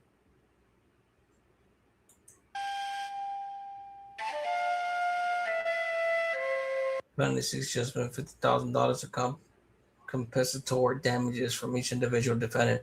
Planet 6 judgment of $100,000 in punitive damages from individual defendant for defendants paid cause of suit for jury trial for such relief as the court deems.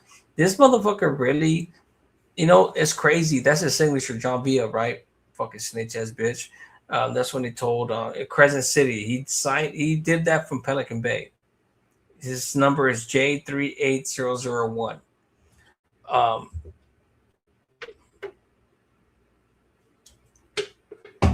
Fucking J number, man. Like, fuck.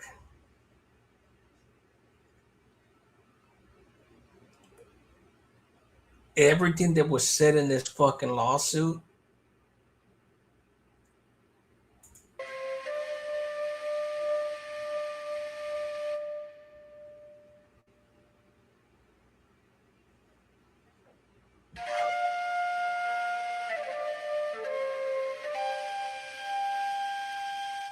Defendant Snyder made the malicious and deliberate and the indifferent decision to deny plaintiff his heart and anxiety medications.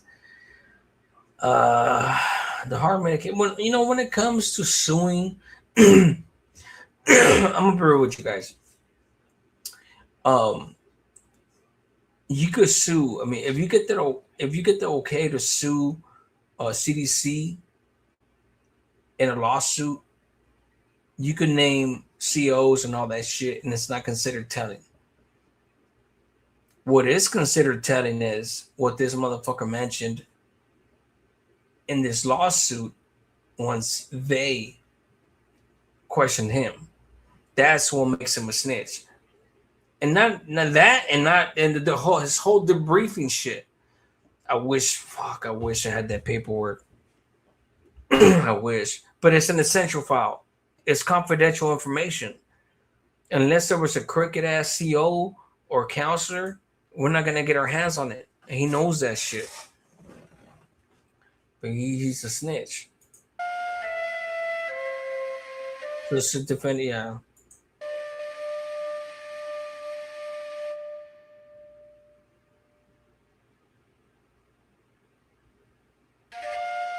Is she really trying to sue about anxiety attacks? You know how many anxiety attacks I've had in my life? Fuck. Anxiety attacks ain't no joke, bro.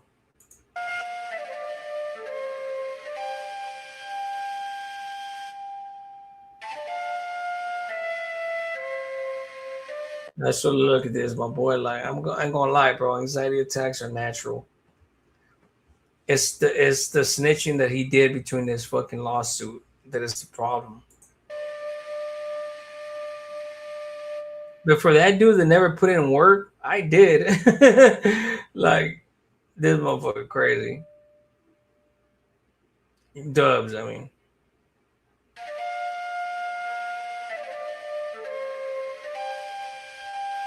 That fucking Tokyo sounding that sound, bro. You're killing me with that shit. And then gave inmate Kenley his medication, then walked past my cell. It must be noted that I have been a chronic care patient since 1995 with the history of irregular heartbeat. Oh, no, this is when he starts crying. High blood pressure, high cholesterol, and I have also been diagnosed with generalized anxiety disorder. Generalized, damn. This is the crazy part, right? It's one thing to have anxiety attacks, but as far as I'm concerned, bro, like, you can't take no psych meds or anything like that. So what the fuck? What year was this? Oh, that's right, 2007. So look, good. He was already under the side.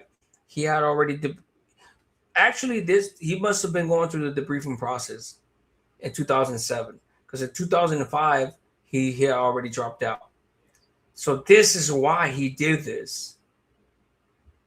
This is why, because this shit right here,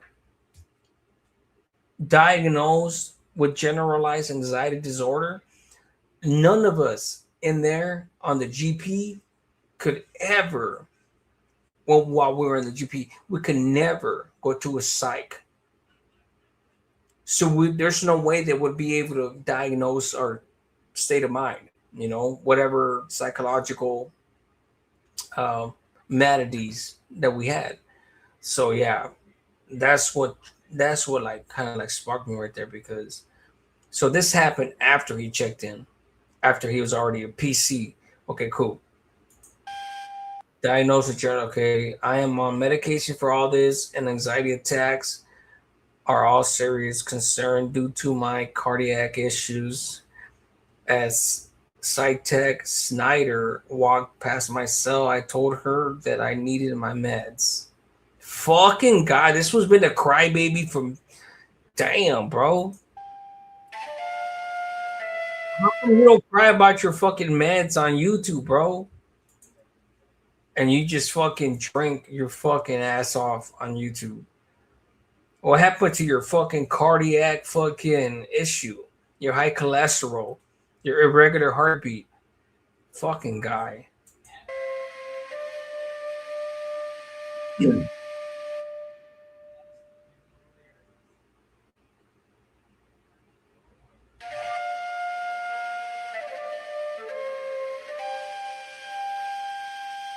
That sounds gonna make me fall asleep.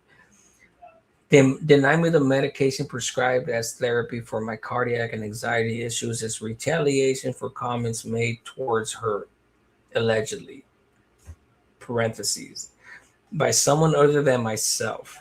The denial of my medication caused to me have an anxiety attack. It caused me to have an anxiety attack. Cites neither malicious and deliberately.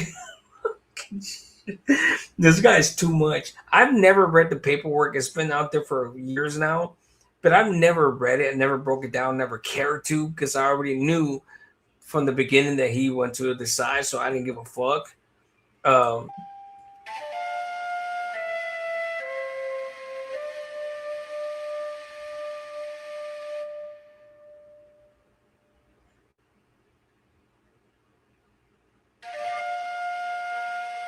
He was still stepping down 2007.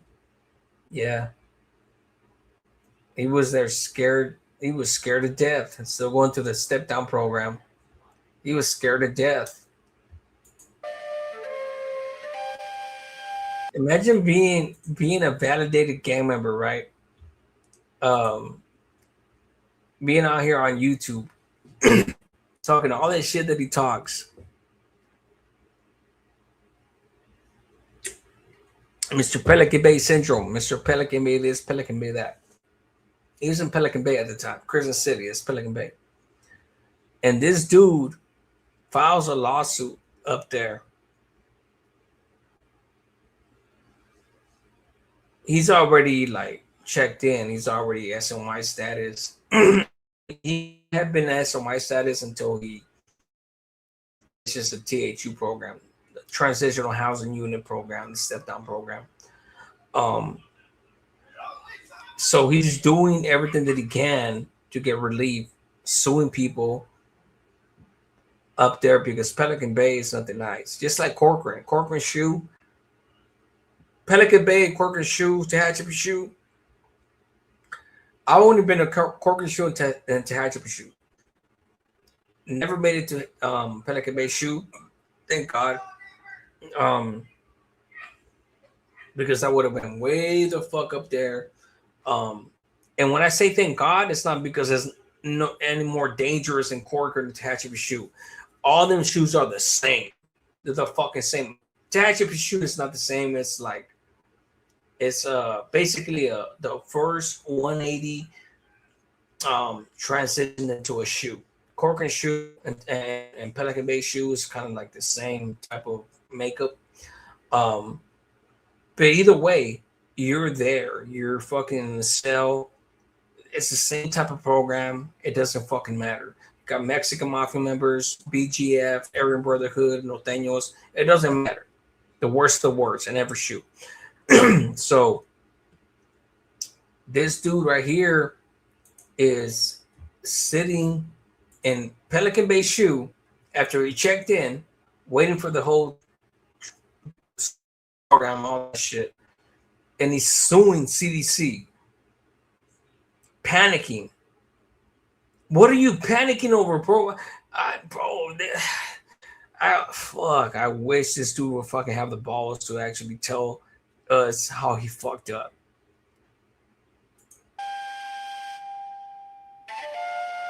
Daniel Villa.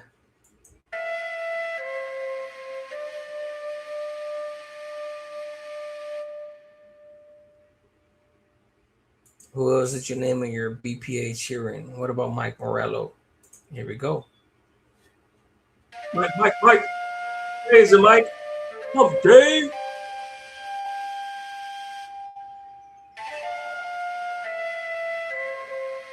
At the time, my co-defendant, the youngest one, Soto, fanatic, he reached up and he slapped Carlos, that died in this case. He slapped him. When he slapped him, Mike Morello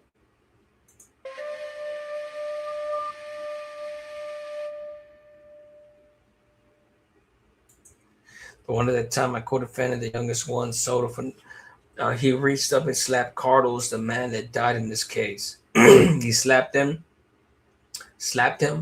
When he slapped him, Mike Morello, the one in the Raiders hat, he stepped back and he reached behind him and started to pull something out. And as he's doing that, he's yelling, "What's up then?" When he did that, the man standing on my left, Anthony Ortega, pulled the gun out, and that's when all the shots started. It just happened to where as he started shooting Eric Salinas, who I guess went up.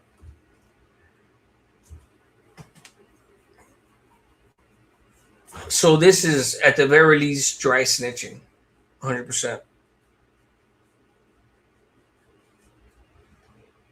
Snitching. You know, I had. Let me go.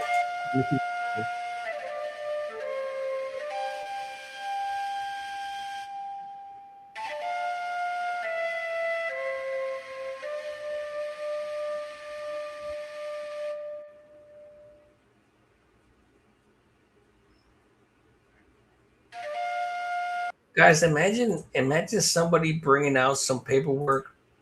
I like the music, Mike. imagine fucking you guys seeing some paperwork on me snitching on somebody.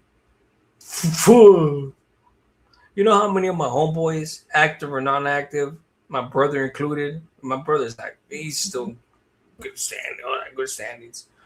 You don't fuck with YouTube. And he never will. Imagine that shit, bro. Like, this is crazy to me right here, bro. Like,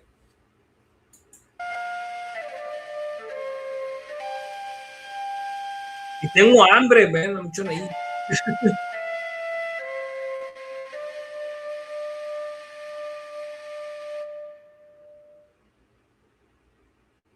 Salinas.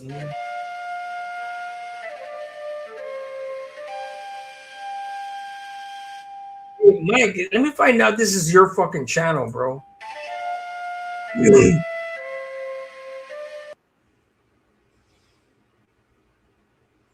Okay.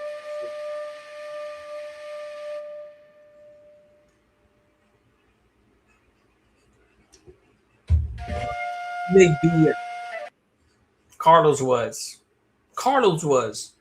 the only, and I will say this, the only gang member in that group was Mike Morello.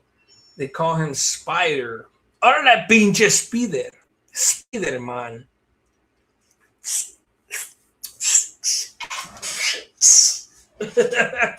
From the East Side gang, homeboy. Ahora la pinche Mike from the East Side, homie. Spider-Man, homie. But bro, that fool fucking straight snitched on your ass, bro. God damn. How do you feel about that? Calling Spider from the East Side gang. Oh, dale, homie, you from the West Side, homie. Snitching on the dudes from the East Side, homie. Orale pinche cheese side quesos. Are they calling quesos or what? Fucking shit. Deputy Commissioner Roberts. Okay. Emmett Villa. Orale pinche Villa. And he was the one out of their group that Deputy Commissioner Roberts says, was he the one with the Raiders hat? Yes, the one that went to pull a weapon out. Orale pinche. Hey, you know what, Spider, homie? You too gangster. You're too fucking gangster for radio, homie. How the fuck would you victimize him like that, bro? Why, bro? You owe an apology, kickboxer. You owe an apology to the APA and everybody for being such a gang member. Why would you victimize the snitch like that? My fucking stomach hurts. Nah, my fucking channel and not my video, bro. Why would you victimize him like that, bro? Pobre vato, bro.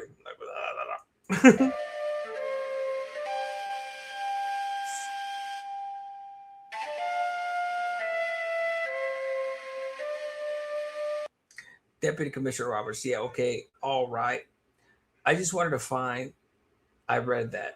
I think last night when I was reading through some of your material, and I wasn't clear whether, in fact, I think we were looking at that this morning, whether these other guys were gang members or not. And MFVS says, no, it was only Mike Murray. I want to make sure. No, sir. Deputy Commissioner Roberts, no. It was only Mike Morello. He's the only gang member there. Sir, I want to make sure that I let you know this shit. Because I'm a snitch. I'm a rat. But sir, I got a YouTube channel. Please don't let anybody know that.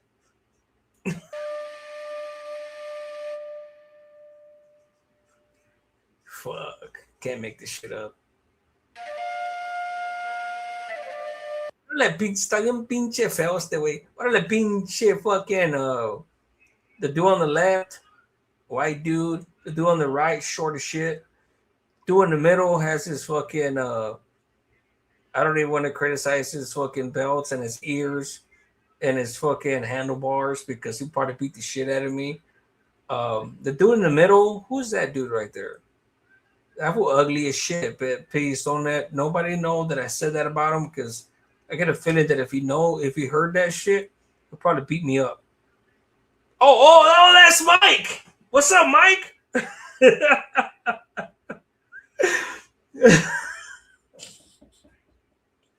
I know I'm retarded. I'm sorry, bro. So Steve Fossum, Dan Stell, Órale, pinche Dan.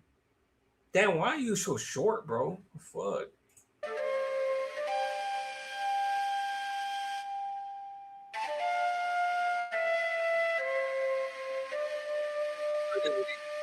That has to be your fucking channel, dick. Unless you fucking gave me. Look at this motherfucker right here.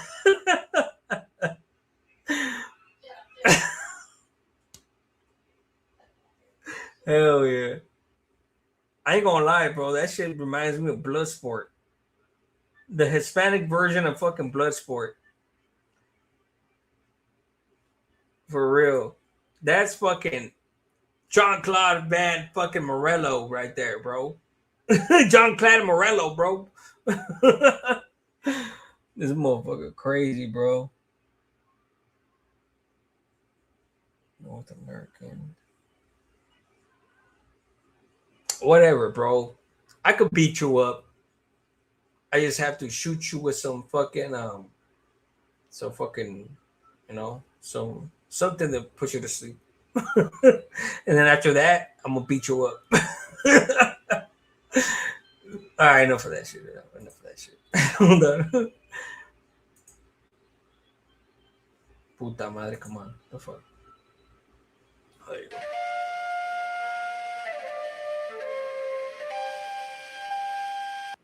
For goodness' peace, we're sitting here today, and when the inmate asked in the psych evaluation who was responsible for the life crime, his response was everyone involved.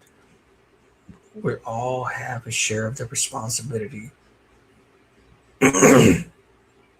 What that means to me, or what it sure sounds like, is that it appears that he's continuing to blame the victim, at least in part, for getting shot in the back while running away. He goes on to explain that to the court. The inmate goes on to complain that the court did not adequately acknowledge the rival gang member who were involved. Gang members that were involved. Damn, fucking, she's bright as shit. Yet today he tells us that none of the individuals except one of these people were actual gang members. Any remorse which the inmate displays today is feigned at best. In the report, the psychological evaluation, the crime is referred to as a murder fueled by beer, which appears to be relatively unprovoked. When asked if the sentence was fair, the inmate says no, because they admitted to coming to attack us. What I'm trying to get across to this board is, oh, this is the board hearing. Shit. What I'm trying to get across to this board is that nothing has changed with regard to this inmate since September 8th, 1994. September 8th? Sheesh. I got locked up September 7th. I won a court on September 11th, 2001. And one of the times I got locked up. As it pertains to 9/11. Oh, no, that picture 9/11. When he was sentenced for this, okay. So basically, like, he keeps making excuses, right, for the board.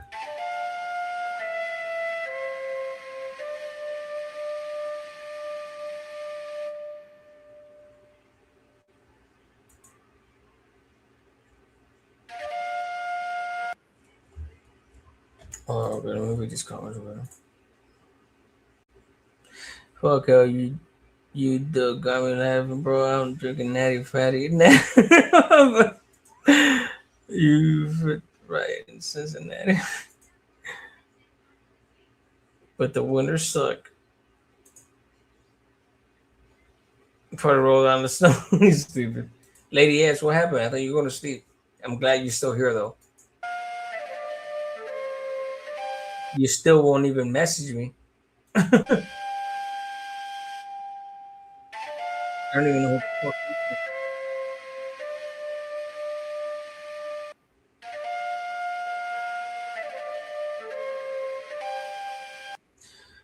If I was to get out, I would like the DA of Santa Barbara. Órale, Santa Fruta.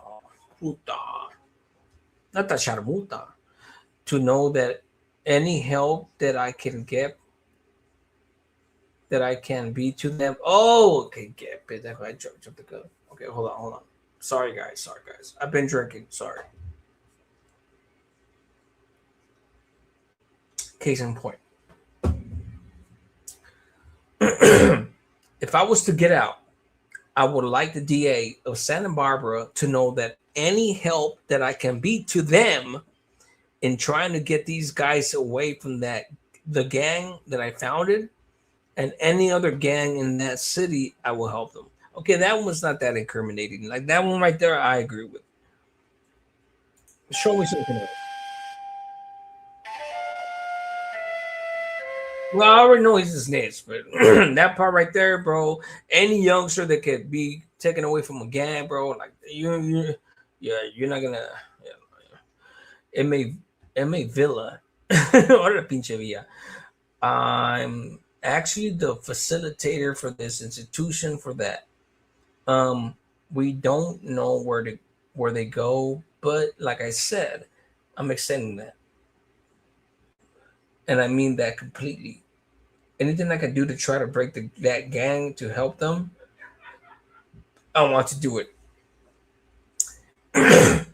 One thing I will say about this is, if you really truly wanted to be about that, why are you out here trying to kill people and I'll kill your family and I'll go down there and fuck up your whole family? Like he crashes out every time. When he gets drunk, he's a fucking gang member. He's with the business. Fucking guy.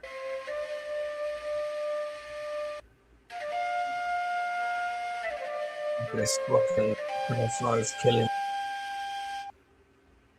Oh, there you go. It's over. Man, there's a kilo right there. Can I And see that? yes, sir. Shut up. Whew. The God damn, that shit was fucking me up. At least your beer would be as cold.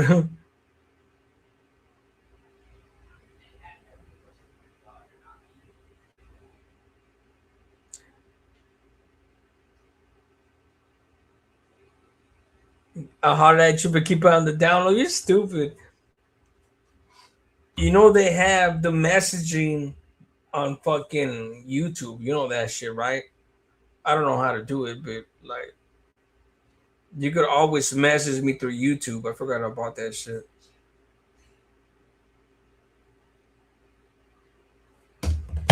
Let me see.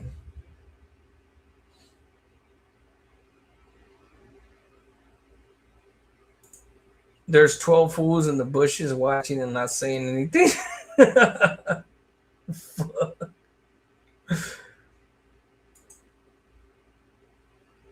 Oh my god, right?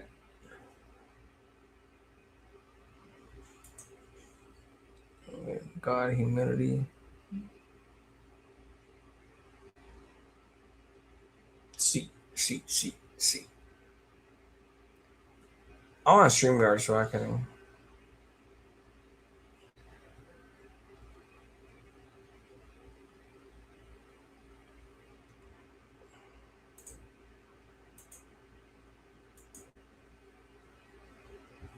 Well, the number's down there.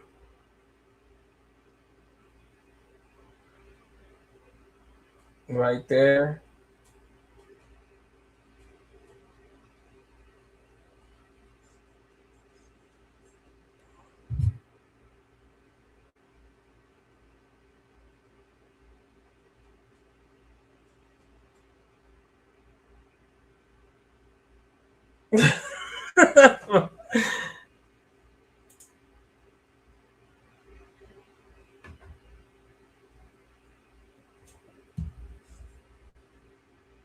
Let's see. Mike, you still in here? I was gonna do the fucking I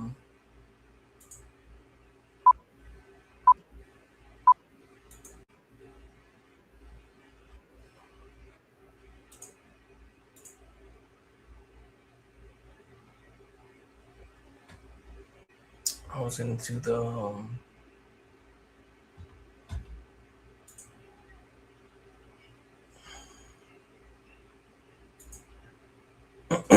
yeah, call in, my boy. You want to call in? Call in. It's 385-202-3608. You could text me there and everything too.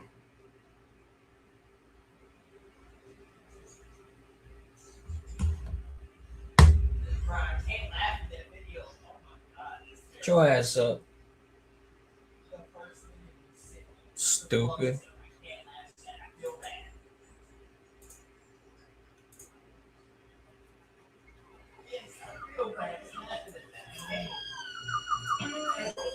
Take the boy out the hood, but you can't take the hood out the home.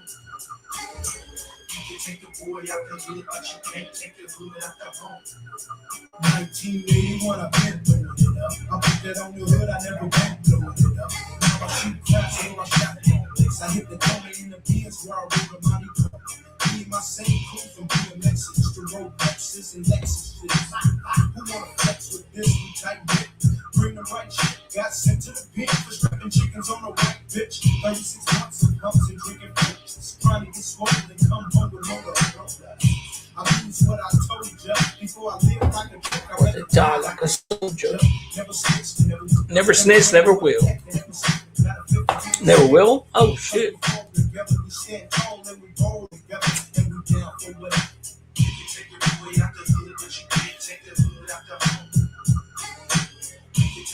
I'll respond in like 3 weeks.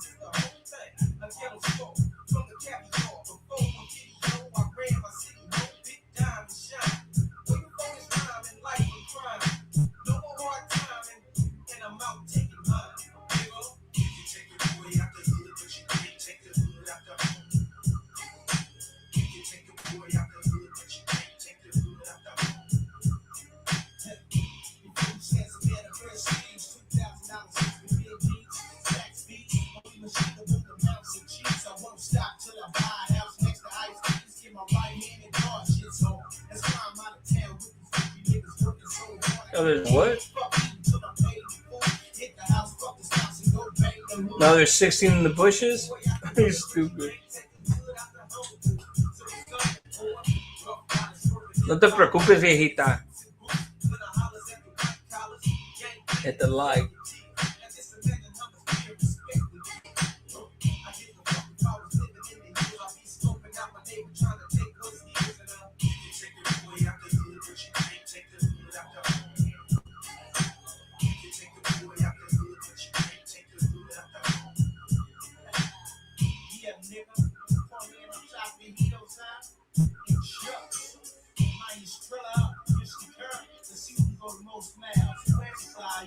What time are you getting up tomorrow? I gotta get up early, actually. I'm off tomorrow, so I gotta get up early and take care of my laundry and all that bullshit. Every corner of your mind.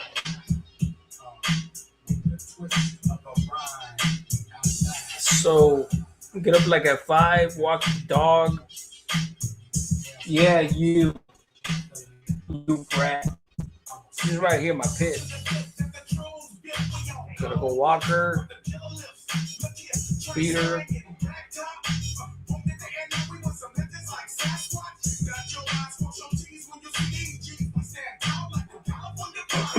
Come back, lay back down for about another hour and a half.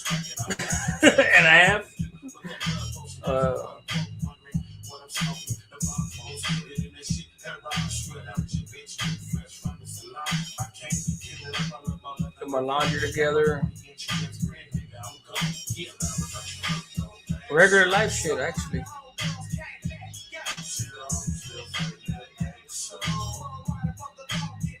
Oh shit, somebody just called me. Hold on, my bad, bro.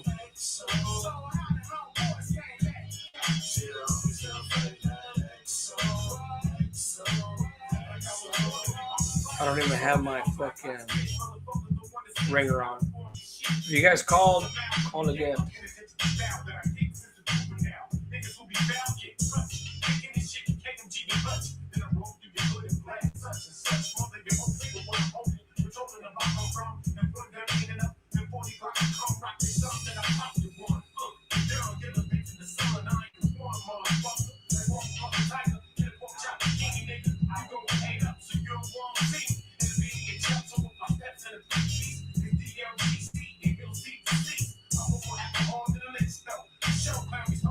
A machine in the house? What machine?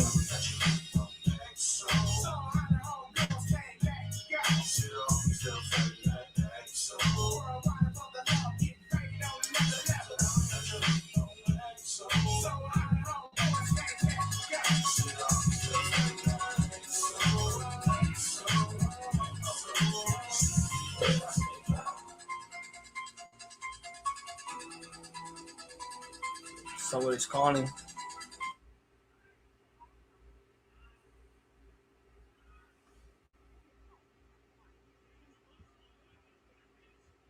What we got? Yo, Mr. White, what's going on, man? Who is this? It's Mike. What's up, Mike? What's going on, big dog? Hey, you guys tried that natty daddy or whatever? Hey, that's not too bad. They're pretty smooth, huh? Hell yeah. They'll fuck you up too if you check it up for motherfuckers. What's up, buddy? I'm right now too. Should I drink or something? Hey, see that video was too bad. That wasn't mine, but it was sent to me, and I checked it out. And I go, oh shit, I know somebody put that content out. Well, I was like, all right, that's cool. I go, see that bitch fucking that was on his parole board hearing, but he also did the same shit on his trial. You know what I mean? So I'm like, that bitch, he always goes, oh, I never told on nobody. I never told nobody. Before you went behind the wall, you told on me, fucker. Not only my name, you said my fucking.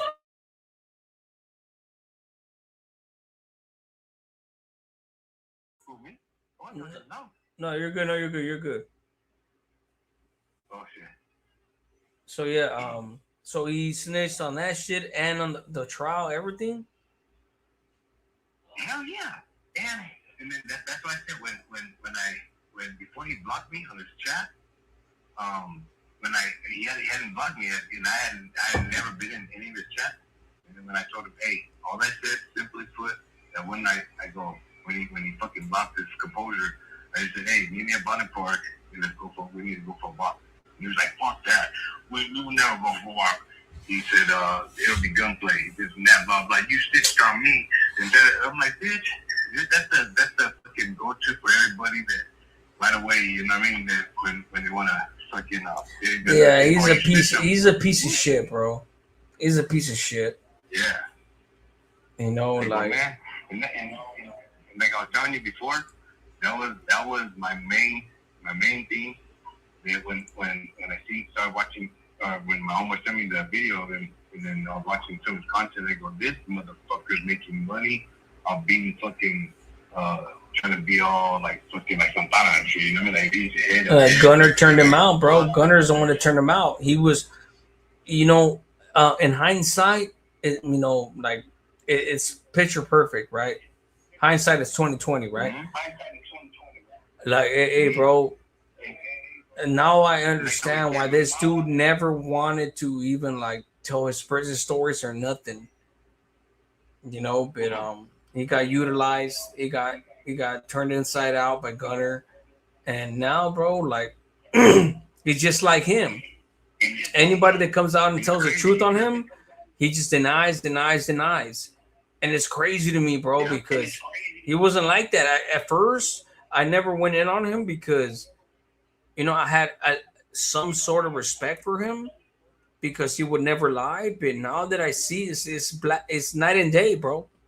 It's crazy to me. Right, those first couple videos that he used to do at lunchtime, whatever, he never got too much prison genre stuff. It was just, you know, other bullshit. I mean, he didn't go like deep into it. And then when, like you say, Gunner's like turned him out a little bit, made him fucking turn him, and then he just became this other person and put himself the main character and everything. And I'm like, fuck this fucking puto, you know what I mean?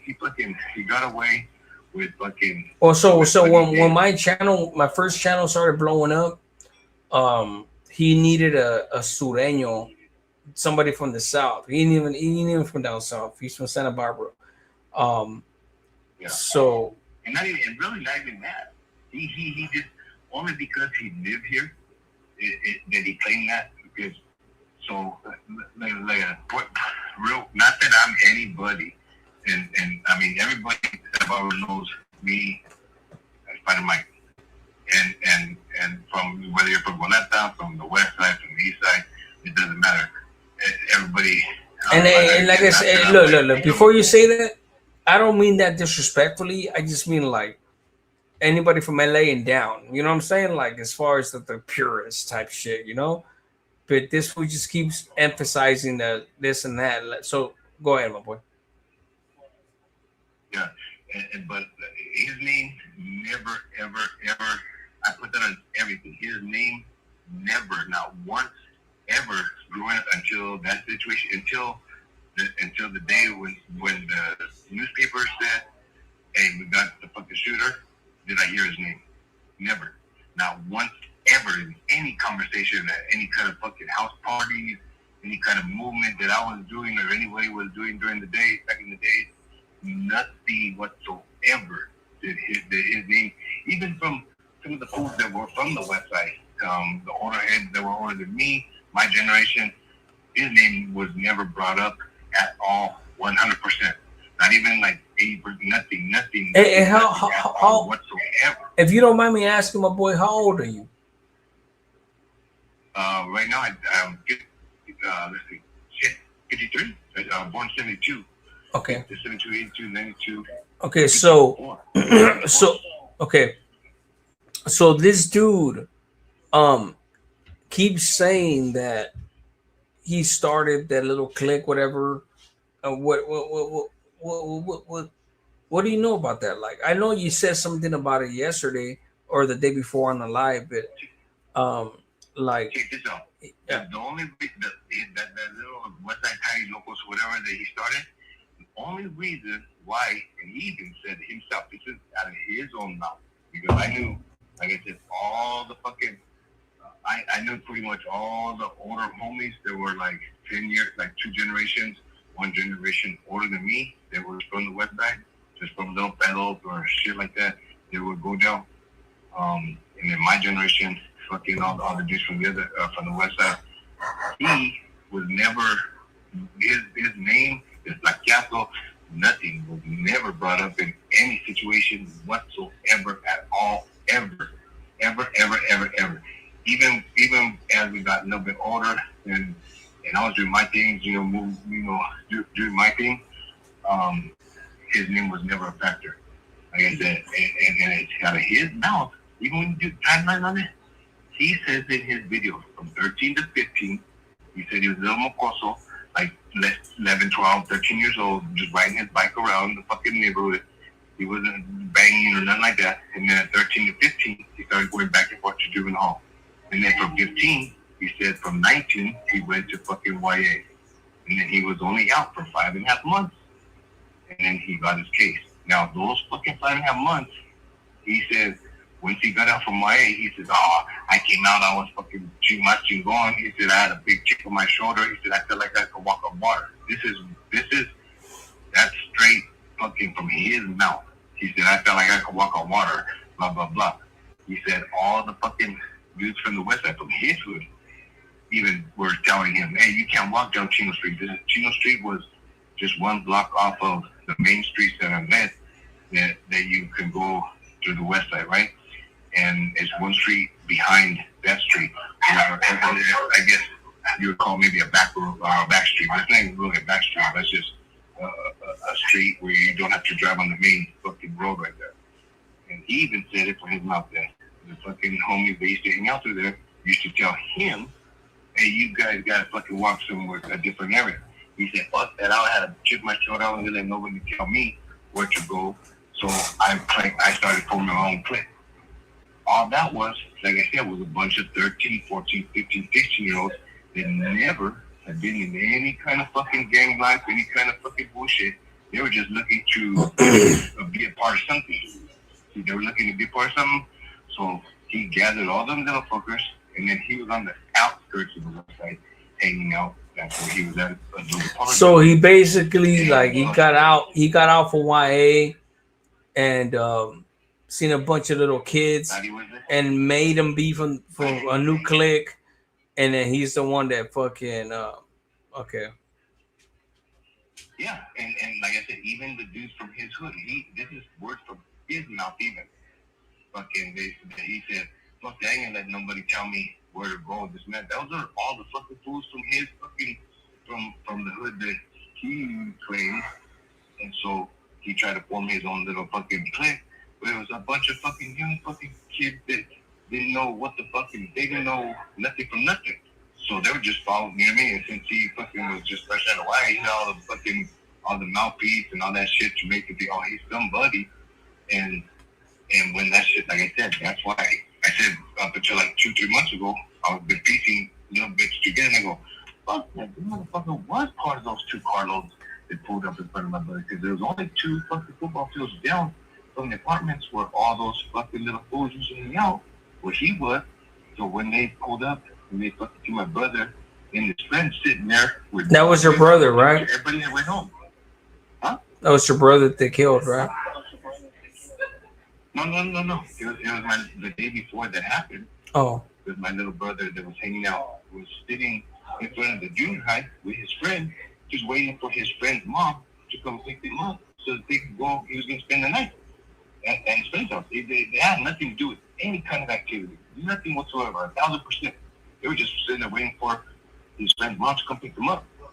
So that's why I said, you know what?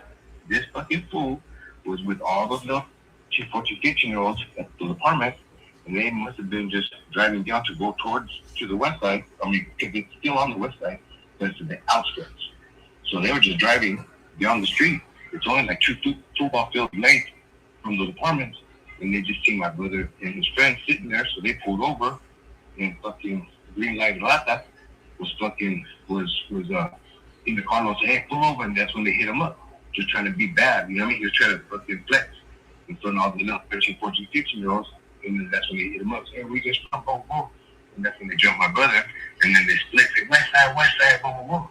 And that's why I said, if this fool, when my mom's called me, they said, hey, fucking your brother got jumped by some dudes from the west side.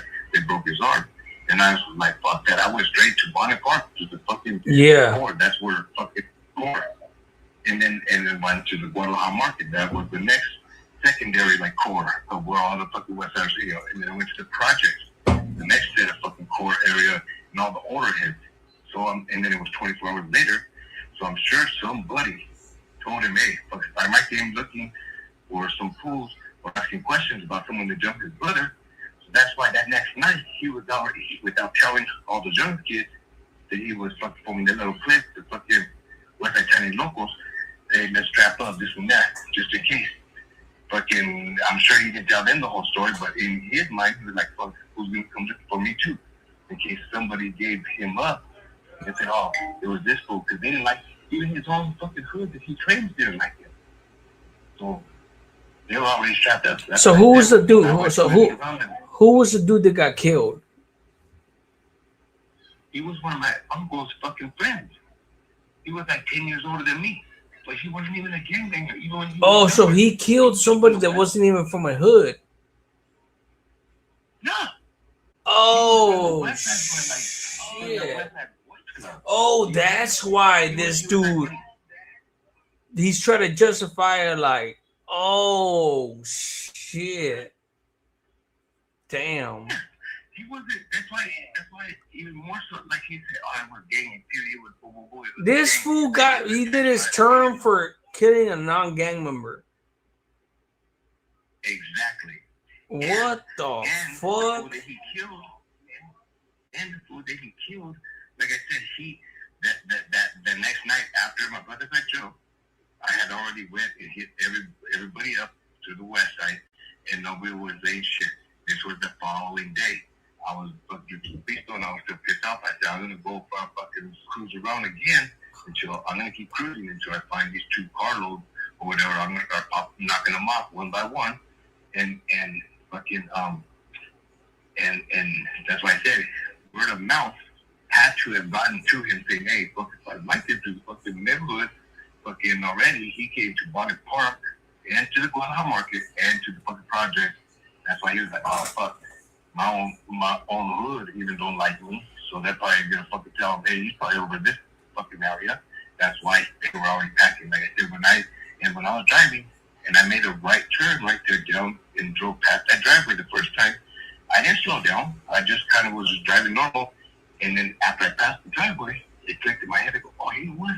I remember somebody said that fucking there was some other fools, some new fools from the west side that hang out right here. So I took the bitch apart. And I just told my uncle and his friends that, hey, I heard there were some fools that used to hang out right here. I'm going to go for a little walk. It's all right. And again, when they jumped in the car with me, when I took up from my mom's path that night. Oh, you're 1,000? Right next door to me. Yeah, my uncle lived right next door to me. They had come, I think they were playing basketball at the boys club that night. And then I told my uncle, I said, hey, did you hear what happened to Danny, my brother? The night before, he was like, no, what happened? I told him.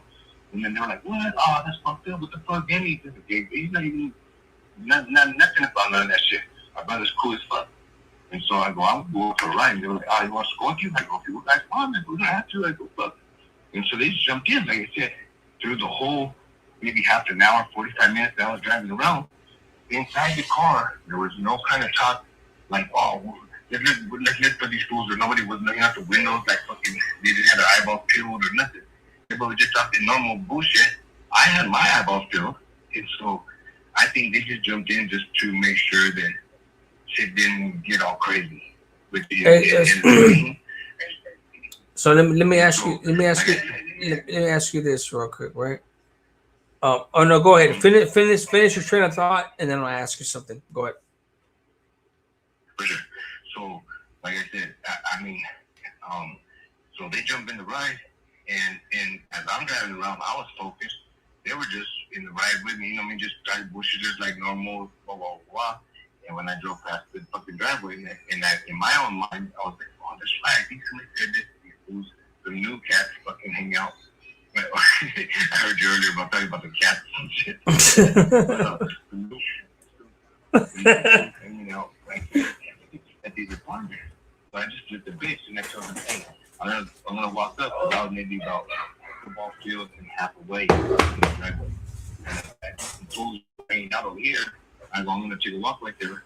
And if not, I'm gonna go across the street and buy more pistol and got a vehicle call it a night. So as I walked, I was walking like about 10 yards in front of everybody. And as I passed the driveway, I didn't even slow down. I just walked past, looked down, and I seen a bunch of silhouette heads down in the fucking carport. It was about a good 50 yards length, that driveway. It's a long ass driveway. So after I passed the driveway, I stopped, turned around. I said, hey, there's some fools down there. I said, I'll be right back. I fucking turned, walked down the driveway. Just as, like I said, I was 10 yards in front of everybody. Just as they fucking turned and walked down the driveway with me, I got about 2-3 steps and then pop, pop, pop, pop, pop, pop. They started fucking blasting. We just turned around like fucking, like fucking any fucking smart person would do to get the fuck out the way. Ran out, hooked the left, and it was only maybe 20 yards to the corner. Hooked another left, and it was maybe 5 yards. We ran into that fucking little dead end cul-de-sac where they made those duplexes.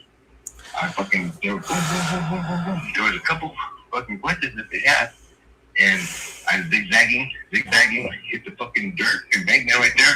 I pushed over fucking my uncle, 2 of his other friends right there. But when Carlos came in that driveway, he fucking hooked him right away and hid in front of the front door to the first fucking condominium or duplex that was right there. So when I turned around and looked, these fuckers came in to the front of the driveway. They stopped right there. And when they stopped and I was looking, just to my left, but to Johnny's right, was Carlos was hiding in front of the front door to that duplex. He leaned forward to like kind of look, and I think he leaned on one of the branches right there, like that. And I think the little branch broke. And so Johnny looked to the right. Carlos fucking took off, running straight towards me, a straight line. And then Johnny Black, pow, pow, pow. And the third one fucking hit Carlos. He was already fucking like 40 yards away, 30, 40 yards away. Hey, Hit pavement, they turned around, split. I ran back down to fucking check Carlos, and we just rolled him over, and he was done. you know what the crazy part is to me? It's just that he's talking all this shit, right? That you're the one that he was trying to get, right? And Yeah. I know He didn't see that. and He didn't see that until he lost his composure. When he lost his composure a few months ago, when I hit him in the chat, and all that I said was, hey, you near Body Park, and you gotta take a walk. And he was like, fuck that, we'll never take a walk and without gunplay, blah, blah, blah. And he lost his composure. He was like, you was the one fucking I was trying to hit that night, blah, blah, blah. You should have died. And I go, and that's when I pieced another piece together, and I go, what the fuck do you mean? You said to the cops that they were coming to put in work because of his homeboy disrespected the Eastside Park the day before. How in the fuck would you know me, and why were you targeting me? Only because you heard in spite of my team looking for some fucking 2 Carlos that jumped his brother the day before. yeah, he was just trying You were to. part of that 2 Carlos. He's trying to rewrite Those 2 history. Carlos, you were part of those 2 because that's why you said I was the one you were trying to hit. So to me, like, let's just say it wasn't like fuck. It's early, what, 94? So, what, 94? It was in 94, right? 93, 94. 93, 94. Okay, so shit, I was very fucked. How old was I? Fuck, I was fucking 10 years old. And look, so this dude said that he was trying to get you, right? And to me, when I heard him say that, and I'm listening to the story, obviously he's just trying to like say shit after the fact, right? Because if he was trying to get you, if he was trying to get you, my boy, like he would have never shot that dude. Because I know that if I'm trying to get somebody, especially if I know you, especially if we had a confrontation, like I'm not gonna shoot anybody unless I know it's you know, like Look, like And that's I went to prison for putting in work, homie. Like for shooting. Like I know that, bro. Like trust me, like, and it's something to be proud of. Trust me, like. I mean, I've been through so many different situations like that. Um, and I've been shot in my chest, been shot in my legs. Like to me, it's like when I listen to this dude talk, he's been involved in one situation, and he killed the wrong person. He killed a non-gang member, bro, and he's trying to make it seem like he was putting in work and all that shit, and he all of a sudden he was looking for you, and he still didn't get you, which I don't believe, because he's just trying to shoot something. And I was twice as far away from him than Carlos was, and Carlos was running towards me. I was already twice as far away. Like I said, when we hit that fucking driveway and we went in, it was like a little cul-de-sac. I was thinking of doing like a little pull up the Google Maps or whatever and show the area right there so people can get a little perspective and show when it's only maybe 10 yards. When you come in that driveway, it's like 10 yards in, and the first fucking building on the right hand, or the first duplex on the right hand side, that's where Carlos hooked a right, and he fucking hid right there by the front door. I kept going zigzagging all the way another 60 yards into the back till I hit the dirt mound. And then jump over that, it turns into one of the main streets right there. So I was standing on top of that dirt mound when fucking and I looked back after I pushed over my uncle and one of his friends right there. I pushed him over the mound and I looked back. That's when and then Johnny came. There was already like 3 or 4 fuckers right there. They stopped right there at the end of the driveway. Johnny came running up. He was the last one. All 13, 14-year-old fuckers came running first. He was one of the last ones out of all the fucking bunch. And then when Carlos made that when he broke the branch, Johnny looked over to his right, and then Carlos took off running towards me. He got about 30 yards, 40 yards. Fire, pop, pop, pop. And let me ask you this, bro. This is gonna be kind of like an uncomfortable type question. This dude said that you snitched on him in his trial or some shit like that. What do you know about that? Yeah, look, it's in the paperwork. If you go to his fucking channel, if you go to his channel and you scroll all the way down to the very first, to the beginning of his video, he does I don't know if he was making an e-book or a fucking audio book or some shit. It's called A Killer's Conversation or something like that. There's only like 4 parts. They're like 5 minutes each. And then on the third one, he talks about that. He says it out of his mouth. I don't even have to try and put words that he says it in his fucking mouth. Where he talks about when they took him into the police station, the night when they arrested him, they took him into the police station, and the detectives were questioning him, and he said, I was sitting there saying, nah, whatever, blah, blah, blah, my homies will each other. The detective told him, oh yeah, is that right? Hold on 1 second. He said he went down the hallway to the other room, grabbed his fucking crime, the one that straight told on him, the one that is his age, the only other one that was like 18 or 17 or 18, brought him in the room, in the same room. Johnny said, when he walked in with the detective, my heart fucking dropped to my stomach. My almost said, you didn't have to kill him. He was running away from you. You didn't have to shoot him in the head. He said, that's when my heart fucking dropped from my stomach to my feet. And I said, oh, fuck. And then he copped to everything. Nobody had to tell him nothing. He copped to the shit because his own homeboy fucking told on him. And then he said, oh, okay, fuck, I only did fuck shit. There was no investigating nothing. He copped to the shit. It's all. Okay. I see what you're saying. Okay. Yeah, There was no debating. When are you still there? Oh, I'm starting to hook up. I'm right here, bro. Yeah. I'm right here. Oh, okay. I thought I hung up. So that's what I'm saying. Up until never been into his chat. I hadn't even talked to ET yet. Anything like that. There was nobody had come and put any kind of monkey wrench in his story. So that's why he just started feeling comfortable. Hey, oh, I'm a killer, but I ain't like that no more.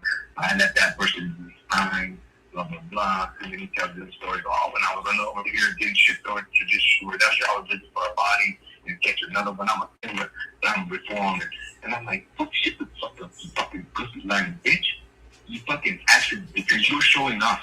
There were so many fucking shots that were fired prior to him firing his shot. He was the last one out of that whole bunch that came out of that carport. He was the last one that came, and then not until fucking Carlos fucking made, like I said, the little branch fucking broke. Johnny looked over, and then Carlos started running towards me, and then Johnny tried to show up, and fucking hit, and then hit Carlos. He accidentally fucking hit him. So basically, all you did was just say what happened and shit. But this dude's to this day, he don't want to fucking admit the fact that, he's too much, bro. He's too much, you know. A fake on top of a fake.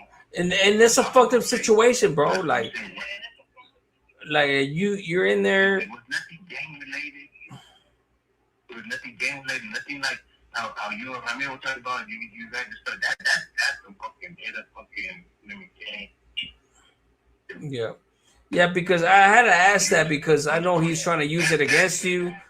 That to me is just like, you know, like it is what it is, bro. It happened a long ass time ago, bro. Motherfuckers, everybody's in shock type shit, you know, like it is what it is. But this dude to this day keeps denying the fact that, yeah. It was just a knee-jerk reaction because I came out of left field in his chat and said, hey, let's take a walk. And he was already all fucking buzzed. Now, he was more than buzzed. He was all stuff already. You know, they didn't like, and it just caught him fucking off guard, and he came uncomposed. And that's why he was like, fuck that. Okay, you was the one I was trying to get, blah, blah, blah. And you shoot on me just like any motherfucker that when you catch him off guard, they'll be like, oh, you shoot on me. Just like fucking that's just a common practice on motherfuckers that want to try and deflect off that. And it's like, bitch, it's in your paperwork. You named me by name. You even said it in your fucking shit. You said, no, none of them are gang members, only Mike Morales. Why am I from the Eastside gang? Yeah. Like, how the fuck? I never heard of you. The dude's name that got killed was Carlos? Yeah. Carlos? He was like 10 years older than me. Like, he was my uncle's homework. They had just drove up. Him, my uncle, and two of the other What was Carlos like, bro? I think I'm playing basketball, but it's the boys club. Huh? What was Carlos like, bro? Yeah, Like, he was cool. He was a cool fucking dude, man. He had no kind of gang activity, even when he was younger. They were all like car club guys. You know what I mean? oh shit. They didn't bang. They were like on the west side only because they all lived right there on the west side. What did he like doing, bro? Like, on the weekends. like, how did he have a wife, kids, or anything like that? He had a 6-month-old baby, bro. He was a family man, and he was a family man, and that's why Johnny goes, oh, he brought family guys, blah blah blah blah. He just tried to make it sound like it was all bad, but it was like there was he wasn't. It was just me, myself only. I didn't even know Johnny's name when I was looking for the two Carlos at the time. I never even heard that fucker. So it just so happened that he knew me. Like I said, only because I'm pretty sure he's only out for like 5 months. So I'm pretty sure that's what I said. The day before that happened, I went and fucking hit up all the 3 core spots where anybody from his fucking guys. Yeah, you were looking for the people, yeah, for sure. Right. And so that's why I'm saying that. So I pieced it together and I said, you know what? He got word of mouth that, hey, Spider-Man came looking for these 2 Carlos. He was part of those 2 Carlos fucking to my brother. He was fucking with all the little Chico Chiquitos he was trying to be bad and fucking so when he goes, oh shit, the motherfucker came looking around and Bonnie Park, the Guadalajara market, in the projects, somebody from his side that he claims anyway, they don't even like me. So they're gonna fucking tell him, hey, this part of this school over here. So that's why he had all the youngsters fucking taxed, not even letting them know the whole fucking deal. That's why I said when he told the story about his Grammy, the one that told on him, disrespecting him, he had party the day before, blah blah blah, and then my brother got jumped at some party and this and that, and fucking we were coming back to putting work. That's all fucking bullshit. That was all to cover so that he didn't have to say that he was with fucking all those little youngsters that jumped to fucking 7th graders that weren't even fucking, not even close to gangbanging, not even whatsoever at all. At all, not 100%. My brother didn't claim nothing. He wasn't about that life. He was chill. He was cool as fuck.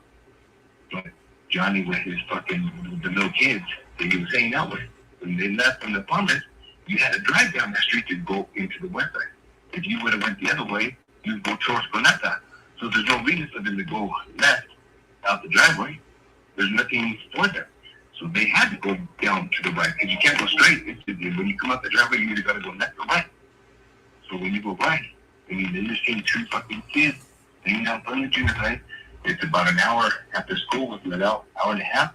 So there's no school teacher, no principal, no other kids, even at the junior high. They were just sitting right there, minding their own business, in the fucking steps right there, waiting for the dudes, my brother's friend, to come pick the mom to pick them up. So he was just trying to be a bully. He said, oh, pull over here. Let's get these fools up. And he was, like I said, he was only out for 5 months. So he wouldn't do shit in the street. He was only out for 5 fucking months. So all these stories many times about, oh, when I was on the street. He told a story that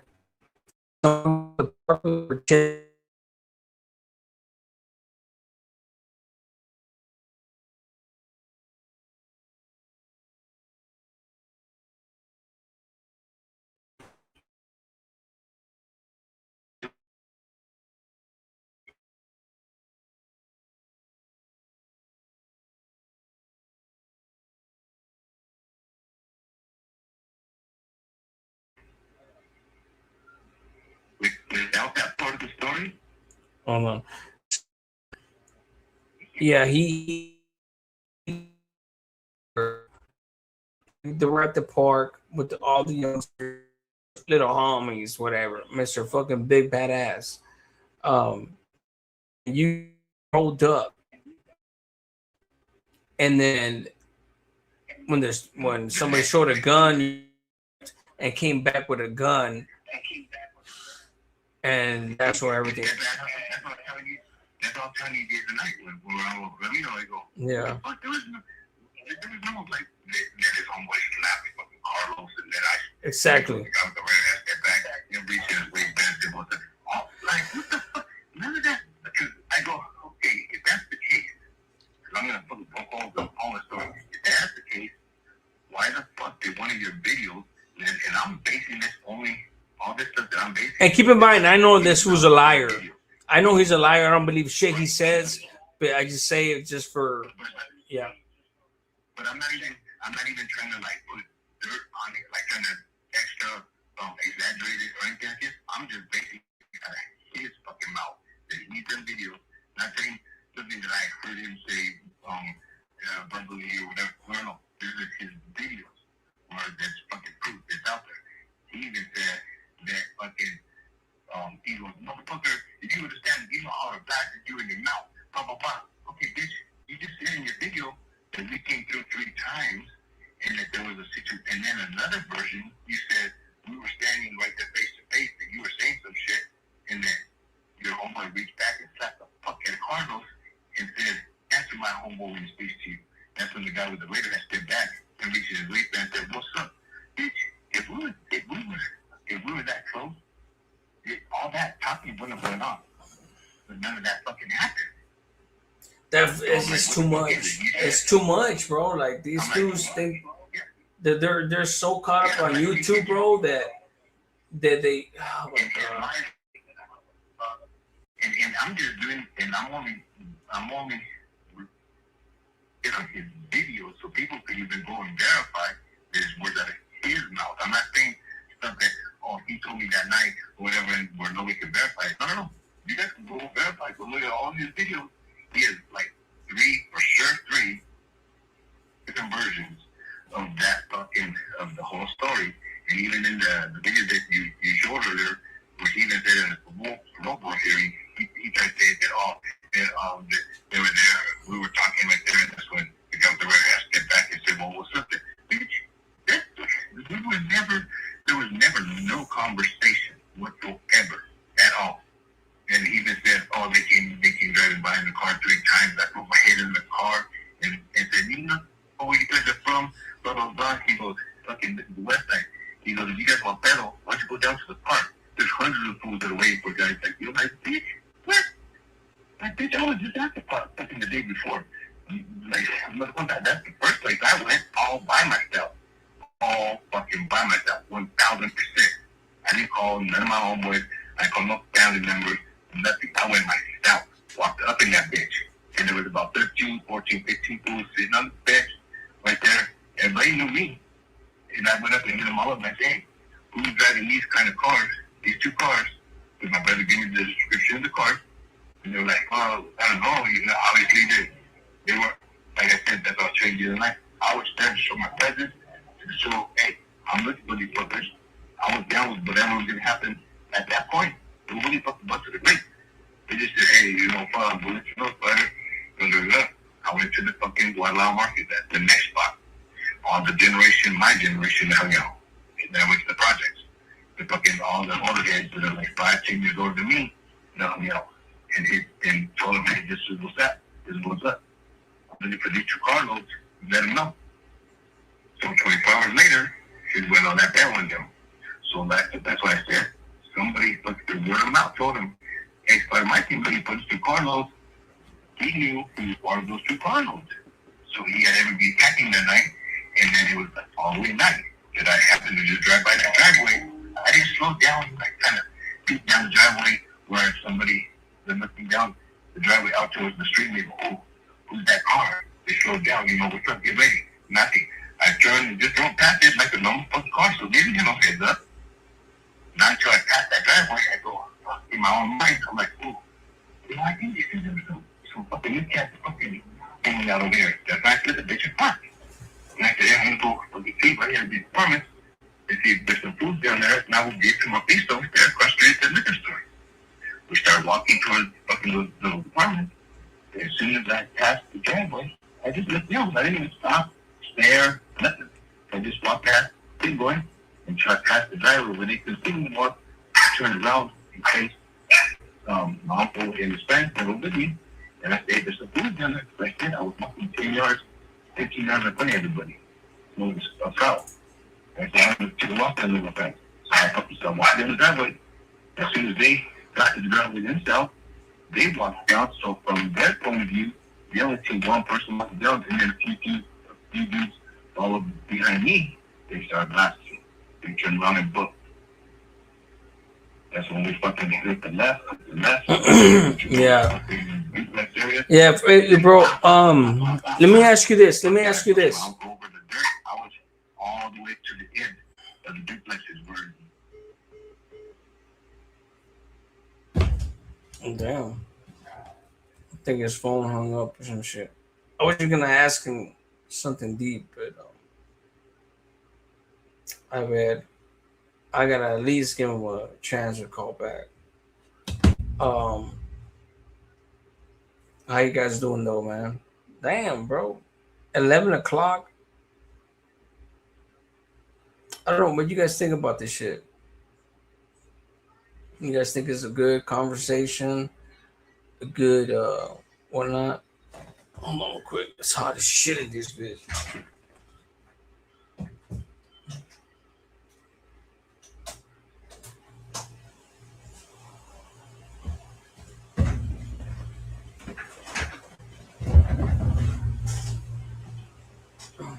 Está haciendo calor.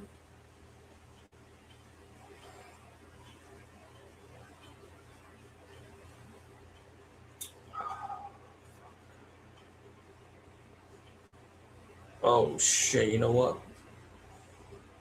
Hold on. Lady S, you still here? Lori, appreciate you for that. Who else? Jeez. Mike too. Mike, you still here?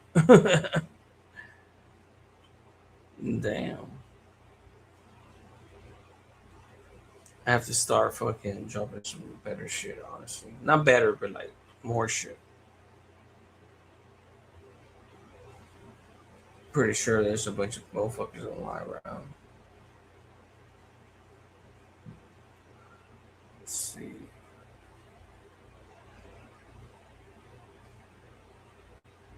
I think his phone died. I think he lost track of time. It's already 11:30 where I'm at, and I actually gotta go somewhere. So let me see.